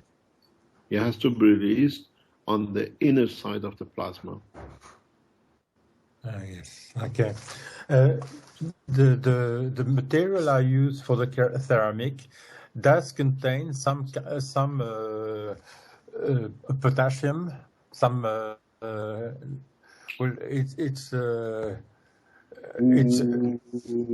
in a dangerous territory because you have to see if you create K40. Oh yes. You have to see because then that becomes your radiation source. And then if you create it, you have to, I don't know how you made it, I don't understand it, but if you create a condition when the K40 releases EUV or releases radiation, you can control it with the argon layer. Yes, yes. This is much more stronger. You see, if we had potassium in our blood, our blood would have been green. Yes. Not red. Yeah. So you have to understand the same thing applies in your reactor. You create a condition in another universe because in this universe our work with is nitrogen. There are other planets, other solar systems which they work with potassium. That's why we get the stars of different colors. It's the radiation which they release accordingly. Yes, yes. Yeah. So you have to watch. So in the work, argon will be a layering to isolate the recipient. Argon itself is an extreme ultraviolet releaser. Yeah. Argon is another element which releases a certain condition, but different kind of pressures. But it's the best thing to isolate, not to produce protein if you have potassium. Yes. If you have a sodium, you could use certain radioactive sodium, will be better. But if you use potassium, the conversion rate is always possible. So you try to put argon to absorb it without argon itself becoming a EUV. And you don't understand why your reactor runs away and you get no results. Yes. My reactor, I've been thinking of making it with the Caroline core. So I have the two possibilities. You see that I made the complete closed sphere. that won't be with central core, but I have the other one which can be opened, and that the intention was to make a central core. So which one? The one you open? The one that can be opened, I would put the smaller sphere inside the bigger sphere. Yeah, you're making a double core system. That's the double core, and the single core would be the one that are completely closed. You mean your inner core becomes a single core? I have a single core or a double core. Following the thing is, what the problem you're gonna have? I can't envisage. I can't see how you can have a ceramic as a double core. Well, because you cannot create a layer on the outer side of the inner core where it's in the bigger core. In the outside or inside, you can inject argon and create that layer. But due to the property of the vacuum, the way I understand it and I work, you cannot hold argon on the outer layer of the ceramic ball. So you have a matter inside your reactor where you are trying to work with plasma. Oh. You need a kind of coating. Try it. It'll be interesting to see, but I will learn from it. Outside ceramic and sodium?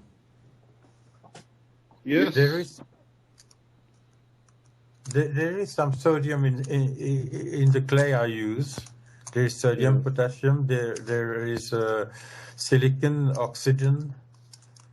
Do you use any silica in it? Well, I haven't used any. Well, there is some silica in the material itself, because clay is feldspar, which is a mix of silica, alumine, plus a few. At what temperature do you fire it? I'll be firing it at 1250.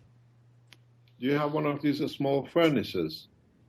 I'm making ceramics. I've got 1 meter, nearly 1 cubic meter size of kiln. I'll be very interested. I don't think, maybe I'm totally wrong, but I don't see how you can hold plasma, but maybe the ceramic will respond differently if you got potassium or sodium in it. How you can separate or create an environment where the plasma doesn't touch the inner core, the outside wall, or in the outer core. This happens in planets. In the planetary system, we have nanostructure inside the inner core. That's how the polarity change is conducted, the current flow. But the outside is literally becomes like a powder, and it becomes part of the liquid, the convection system, what we call it the convection system, if we believe in that process. But if you have a matter, the minute the plasma touches the matter, you lost the plasma. Yes. Well, that's what I didn't understand. That's the way of seeing is that could be 100% wrong, but I know for a fact in other space technologies beyond this planet, ceramic are used in different way. Yes. So the material you are using for the non-nuclear reactor would be a kind of coating that I could be using in this kind of reactor. What you mean? I don't understand. Well, if it would be to make a coating then inside the reactor to isolate the the sphere from the plasma. He's saying that if he can encode, diamond coating inside the reactor.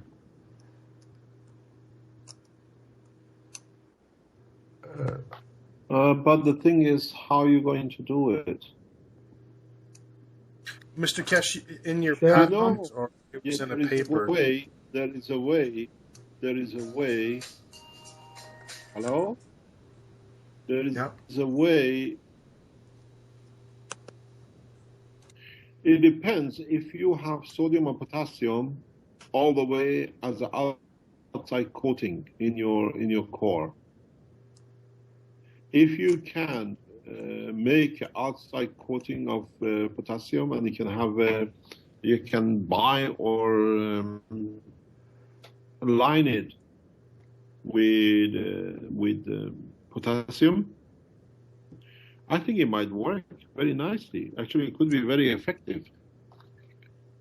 You're talking about the potassium on the inside of the outside wall of the outside wall of the inner core. Okay, got it. Yeah, it could be very effective. But then the other thing you have to watch is your feeding pipes or feeding line to this. It has to be of the same. So it should be thermic also. Yeah. If you have to follow the same pattern, if you create different environments, you create different pools, and the system doesn't work. Yes, I see. Your material has to be internally homogeneous or of the same mixture. Yes, okay. Yeah. So you can't have a copper pipe feeding into your core, because then copper pipe or a steel pipe will create different things. So everything you get into the core, whatever comes in touch with the plasma, has to be of the same that you have control over. Yes, I see that. I've done this. I tried this like steel and copper in the reactor, and for a long time I couldn't understand why I'm getting nowhere. When I analyzed it, I'm creating two different environments. One is good, and the other one is absorber. So the whole key is that the whole of inside of if you look at the tokamak, if you look at the CERN, yes, they use the same environment all the way around, and they try to keep the plasma in center. The plasma loses the magnetic field or lost, and the plasma touches the walls of the tunnel, the plasma is lost. You get the plasma burns. Yes. If it's in your system, you have to keep the plasma in the center, contain it. And when you contain it, you have to be able to open it, and the opening is done by the vacuum. Yes.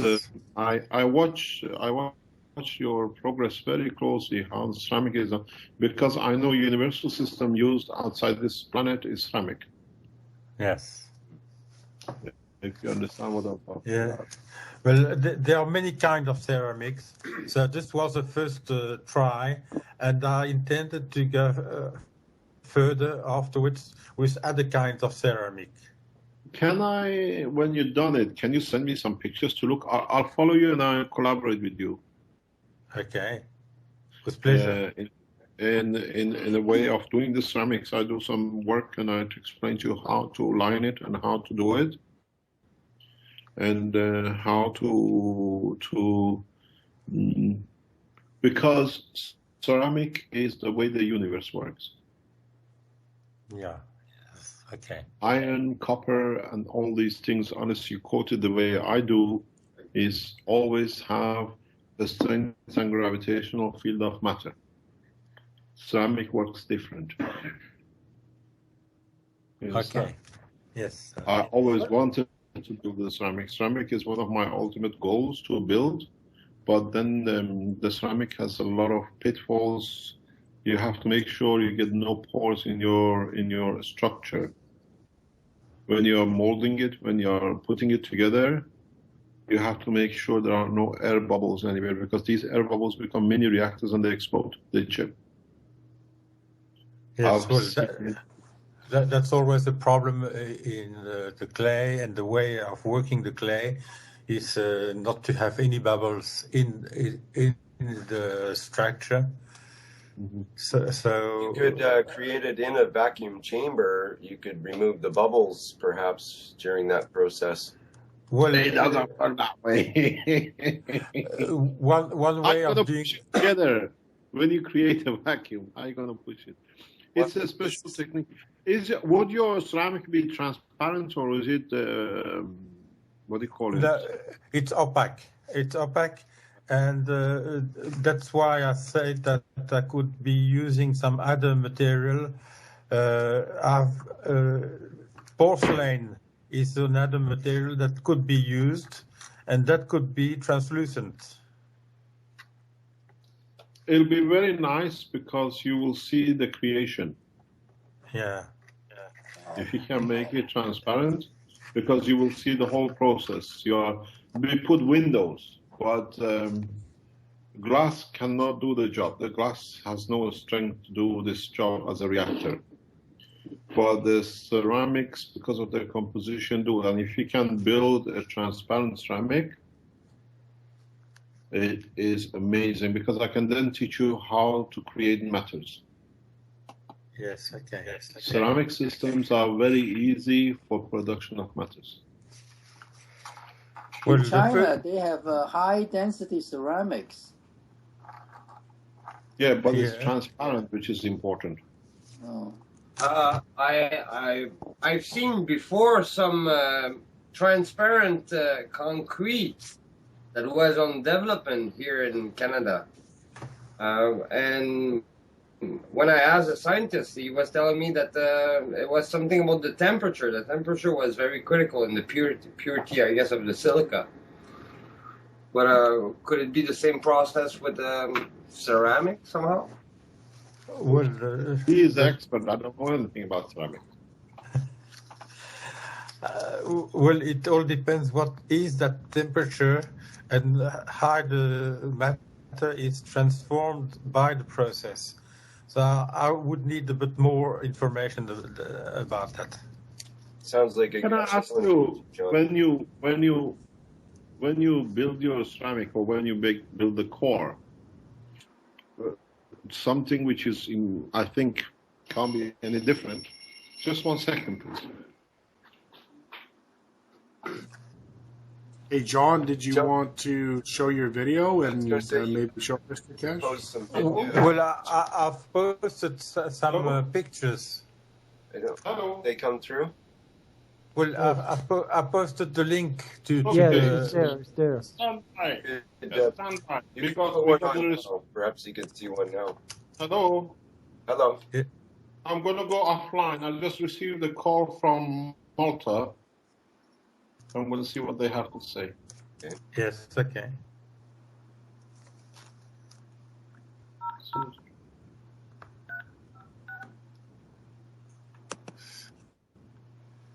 So, you could just drop a picture into your into the Skype, and it would show up there, John. Well, okay. Well, I'll just drop a picture. Into the little box in down below, right? Yes. Hello? Good morning. Hello, good morning. Can you tell us, not too bad, you're live online. What's happening? Yes, I'm sorry, I was being kept thrown out from my iPad system. The Skype system was throwing me out because they don't accept group on iPad. So I've now already have made another system in my office. So for next time I'll be able to talk and comment and we'll take it from there. So next time we'll go with you. Yes. Okay, no problem. Anyway, me and Manuel, will brief you on what we have done up till now. And obviously if we could see anything on YouTube or hear it, later on, I will be most glad, and we can try to express ourselves better. Next time we'll do it with you. Next, organize you the Rick, we come back to you again. Okay, are you in Belgium? No, I'm in Italy. I've been exiled from Belgium. They don't want me there. Yes, all right, but where is your number 32 then? Oh, that goes through a different system. That's our security line. Ah, all right, Okay, so I should use this system. I know where you are. You are in Brescia, no? No, we are not there. Anyway, we'll speak to you later on. Yes. And then we'll talk and see what happened. Can I ask, did you receive the documents which I sent to you last night? Yes, as a matter of fact, I was trying to follow that, but we were preparing for the meeting of today, and obviously I did not have time enough to see the emails and check up everything. I will let you know via mail, don't worry. Okay, because I put it on the letterhead which you want to give to the minister. There is no problem. Very good. We've been trying very, very hard to Yeah, I know. Anyway, we'll talk. Yes, I will let you know, okay? Thanks very much. Thank you. Bye-bye. Thank you. Bye-bye. Bye. Hello? Yeah. Sorry, they had a problem. Now we know why they disappeared. Right. Okay, carry on. Tell me what the ceramics is So saying. I've been posting two of the two pictures there. The first is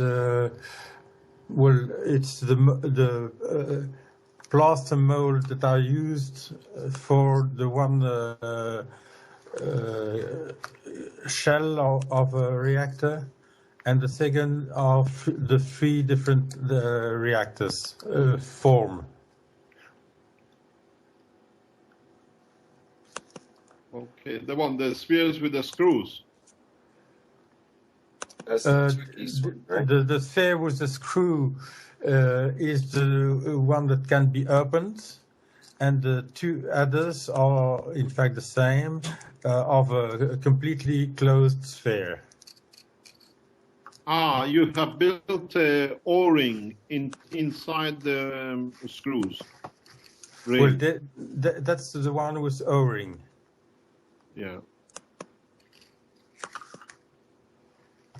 And it can be opened, and because it has to be opened to put a second smaller sphere inside.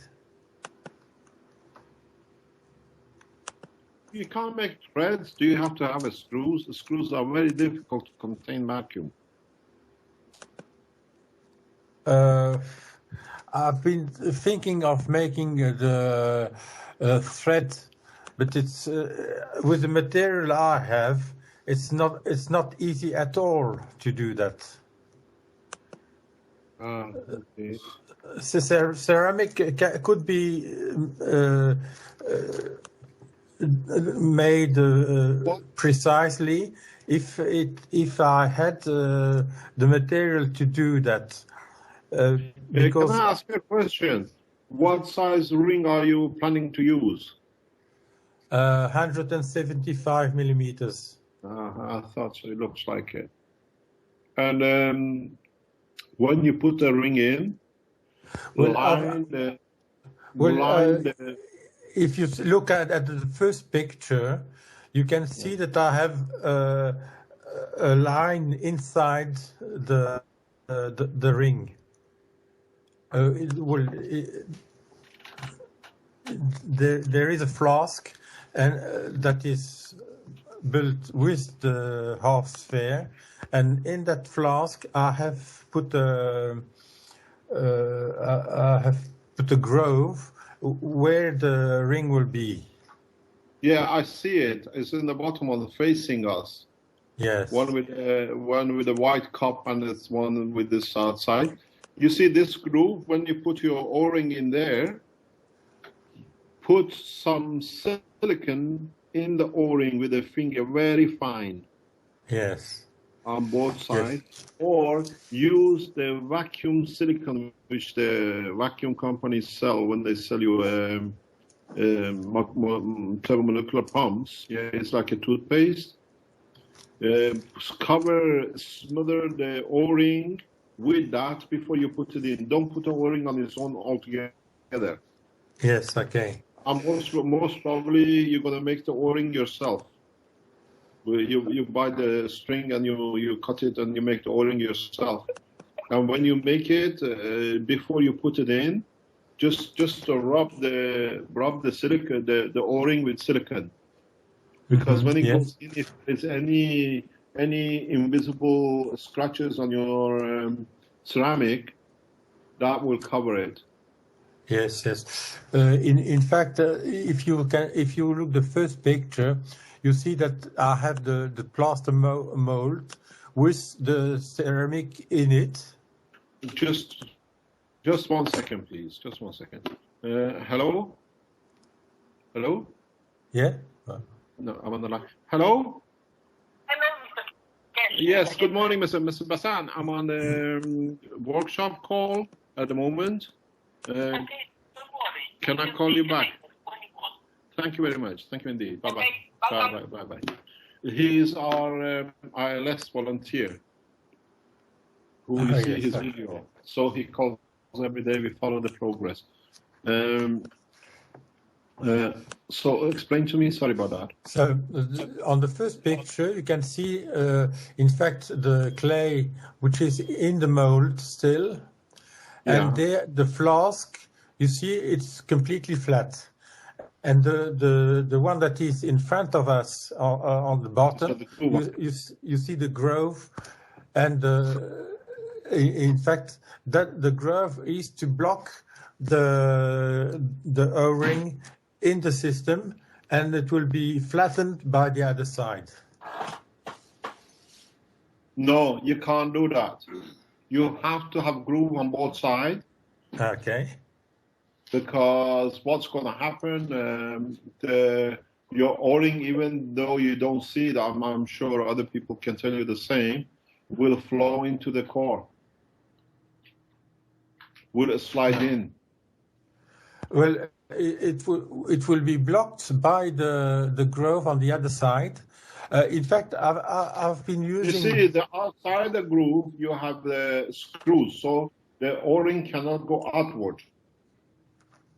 And if the other side doesn't have a groove that the ring can sit in the channel, it will flow into the thing. You'll have a O-ring inside your core. Well, I've been doing that in the way that I have, in fact, I have no turbomolecular pump. I have diffusion pump. If it's a good quality, you can achieve it. And in my diffusion pump, the making of the seal is a groove on the one side and flat on the other. That's the reason why I thought it would be working correctly. I never seen it. Maybe you're right. One of the ways to do it, if you can, you know these micro cameras you buy for internet? Yes. It would be good if you can get hold of one of those and connect it to your internet when you finish your core, and have a look inside. Have a look inside the core, see if the rings come in. Your O-ring flattens in. If it is, then you have to change it. The way the turbomolecular pump I have works is there's about a 6-inch O-ring that goes on top of the pump. It's in a square groove, basically, that it sits in.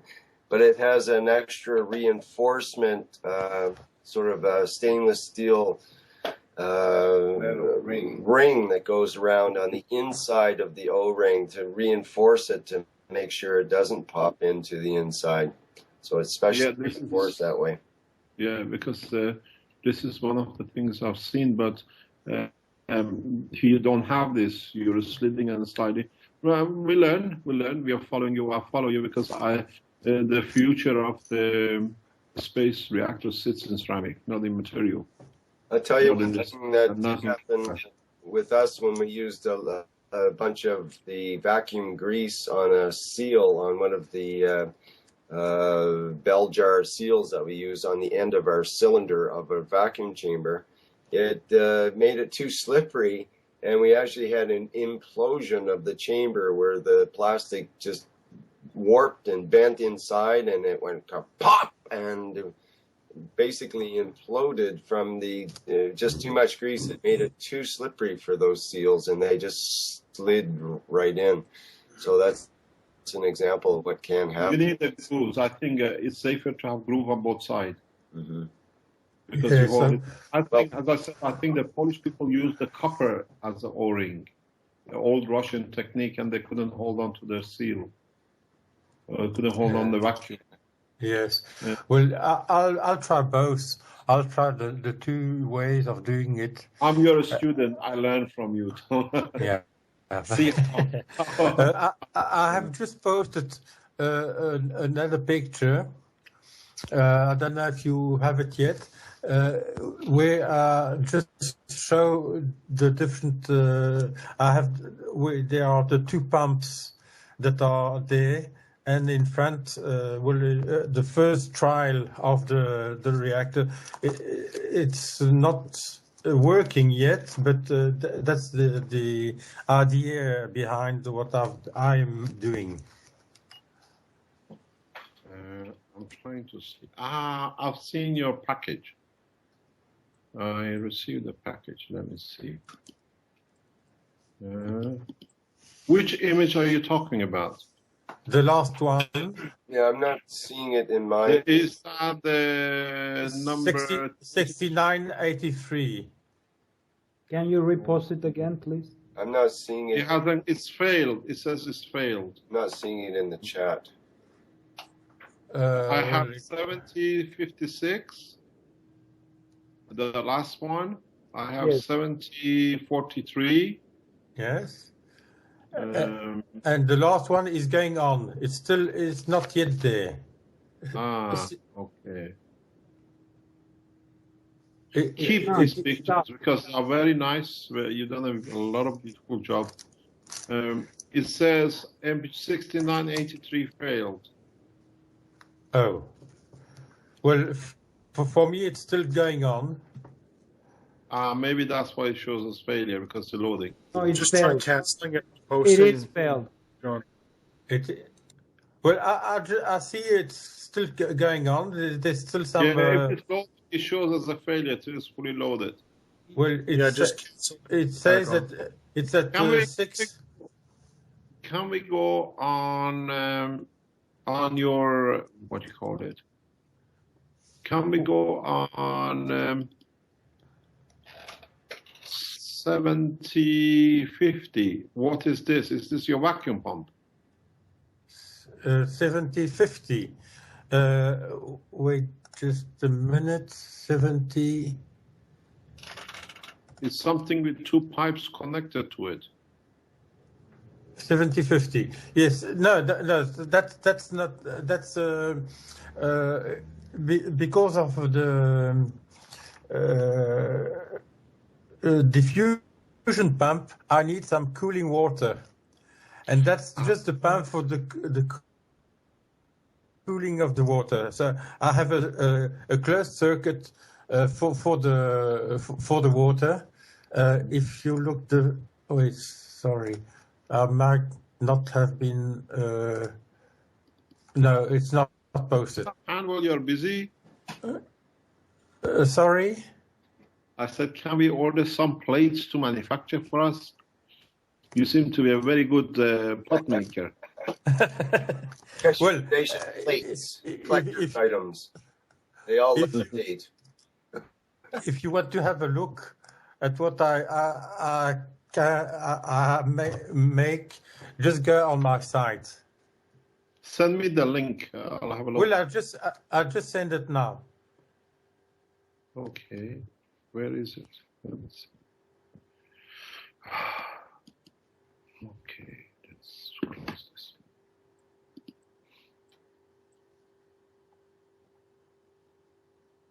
John, are you The making last it? has definitely failed. If it's not loading, it's failed.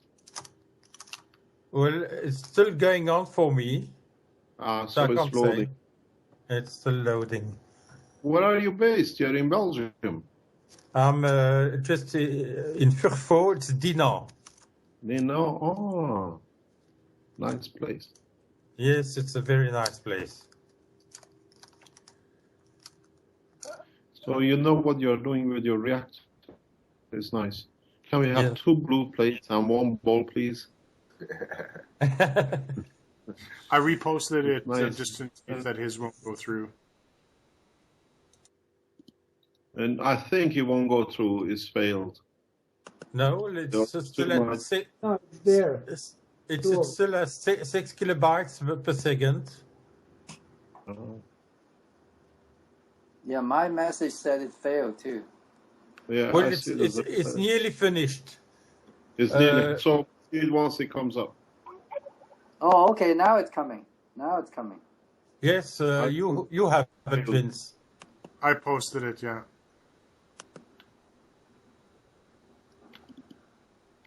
No, it doesn't give me the option to download. It says failed. Come in now. Woohoo! It's big. 1.9. Well, I haven't been shrinking the picture itself. That's why it's a big size. Okay. It says 1 minute remaining. Yes. Yes, I'll have the same. 1 minute. It sounds about what the time limit should be on our call here too, I think. Maybe 1.5 minutes. So. Can I ask you a question? How smooth do you get the inside? Do you glaze it or do you just use it raw?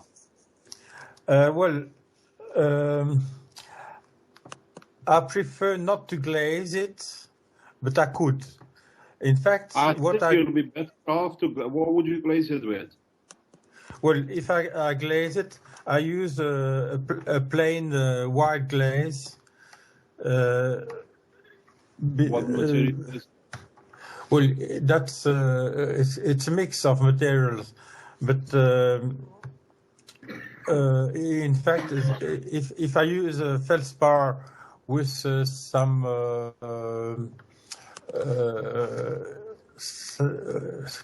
chalk and talc, I'll have a glaze which will become very smooth, and that's the material that will contain silica, aluminium, aluminum. What else? Calcium. Can you just use a clear glass on it inside? I could put a clear glass. What I have to work is to have the good retraction once the firing is done. Otherwise, because if you can't make a single glass, I think it'll save you a lot of contamination, and you can work with peace of mind. Sorry? If you can glaze it with a clear glass, one material. Yes. If you can use one material and clear glass, then you can work, I think, without a problem. Because when you have a composition like now, it's a problem. You get different materials leaking into the reactor. Yes. So that will stop it, and then it will be very. I like the structure you put. It weighs about 7 kilo or something on the scale. 2,700. It's 2 kilo and a half. What, the core with the screws on it? Yes. Very strange. Very, very nice. And how do you rotate it? You got a big motor on top. Well, I'll put. I haven't finished it yet, but my aim was to put. Well, first of all, to put.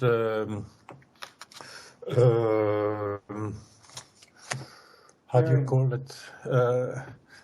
Well, I need to put the bearing that will be fit on the cylinder parts at each end, and thereafter I'll have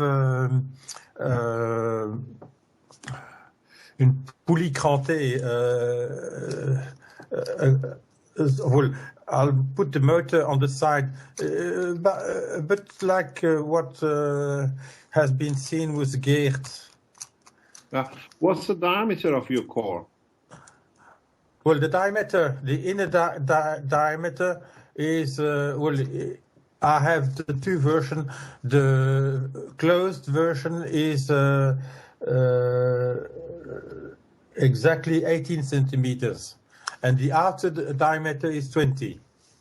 So I have a 1 centimeter thick a wall.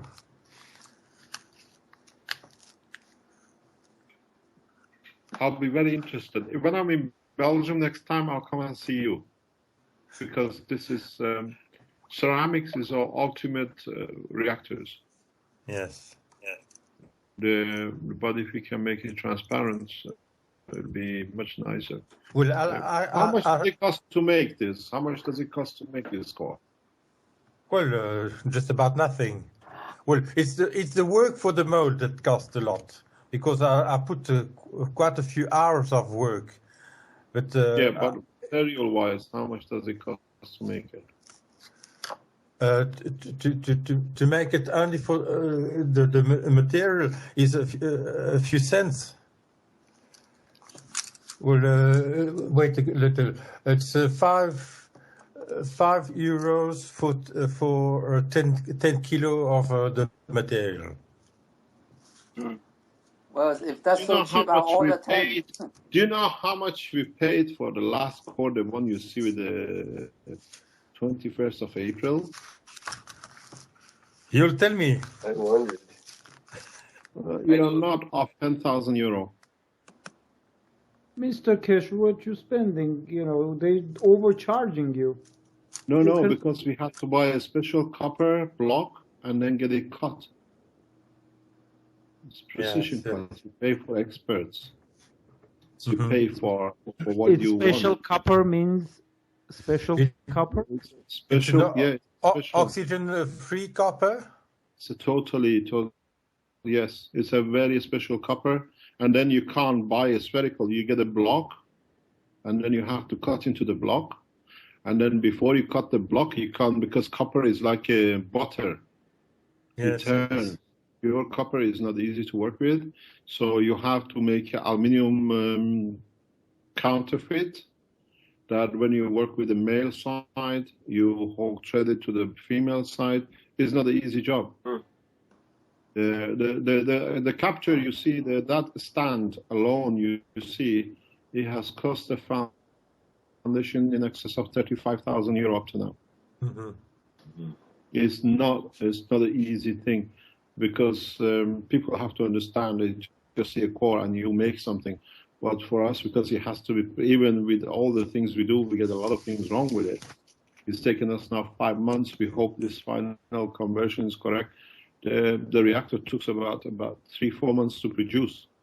They produced the same thing in aluminium, and then they put a block next to it, and then they screw male to the female of the aluminium, and they cut into it, and it's going to be cut in such a slow rate. When you use the machine to cut this, the copper comes out like a continuous spring. It's so soft. I don't know if you have any experience with the machines, the lead machines and cutting machines. The way what you get as residual cutting, it shows the strength of the material, or how strong it is, or how hard it is. I've done 2 diplomas in working with the machines and tools, and even I was surprised. Hard material will tend to chip, while a soft one will give you that. Chips, yeah. But then we had to do the same thing. Every piece had to be cut out of a block, and these materials cost a lot of money to make. At the moment, the reactor is far exceeding €30,000-40,000, just what you see as a frame and a block, with all the things. That is labor. I said probably a lot of that is labor due to the amount of machinery. It's expertise. The new machines with the 3D printing maybe will make that easier in the near future. You can't do with the 3D printing. This is what I was discussing with somebody very recently. The 3D printers are like a sieve. If you get and you build anything, you make anything out of a container from a 3D printer, and just put some water in it and go for a cup of tea, come back, there'll be no water left in there. The new ones they totally fuse the atoms to each other, so there's no voids and no air holes in a vacuum. We looked at one even as last year, €180,000, 40 centimeter diameter plate. And at this moment, what we're seeing, I don't know, maybe you do something new, they all have a leakage factor. It's because of the way they've been done.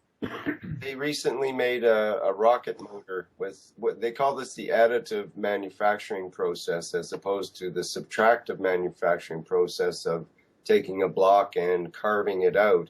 You're actually just adding exactly what you want, and it's done with an electron beam to fuse the little spears of material together. And they built these rocket motors with special designs that they could build with 3D. And it's the first time they made a continuous rocket motor, and it holds 700 psi. Yeah, what we did to make them seal, we used to use acetone. You know what ladies use for the nails? Yeah. You just drop a few drops of acetone in the cup, and you shake it, and you put it in the microwave, or you put it in newspaper for a few seconds. Yeah. So the inner layer in the cup more or less melts and seals it. But God forbid you miss something, then you have leakage. Mm-hmm. I've never seen what you're talking about, but it's nice if you can send me a link, because I'll we send looked you a link at about it. that. I just found out about it recently, and it's a new type of process. But they cost $600,000 and up. How much? It starts at 600,000 and goes up from there, plus materials and so on. The one we looked at is 150,000-60,000 euro. Yeah, that's probably a laser type. The new electron beam is superior to the laser, and that's what makes it so much better and more expensive. For that kind of money, I have to go to governments, and then they tell me what I can research, huh? Right. Just go to the company and have them make it, and hope they don't tell everybody about your design and so on. I think they also heat it up after they finished printing it. That's right. That's one process, is to heat treat the metal. Like if you're printing titanium, for example, you can heat treat it afterwards for hardness. The ceramic can also use 3D printing method too, right? Yeah, they've done, basic ceramic, for pottery and that kind of thing. They've done 3D printing of that sort of thing, and it's definitely coming on strong right now. 3D printing of carbon type, carbon nanotube technology, and plastics that are high temperature and so on, and very strong plastics that are almost as strong as steel. Are being 3D printed now. So this is really the rage. It's all changing this year because the patents on 3D printing have run out this year, the major patents. So all these smaller companies are coming on, and now there's 3D printers you can buy for as little as $100 that can print. There's people that grind up old plastic milk cartons and make it into the material for the 3D printer. So now you can actually buy a printer cheaply and make your own material from scrounging up plastic bottles and that kind of thing. Okay, well, it looks like we've lost Mr. Kesh.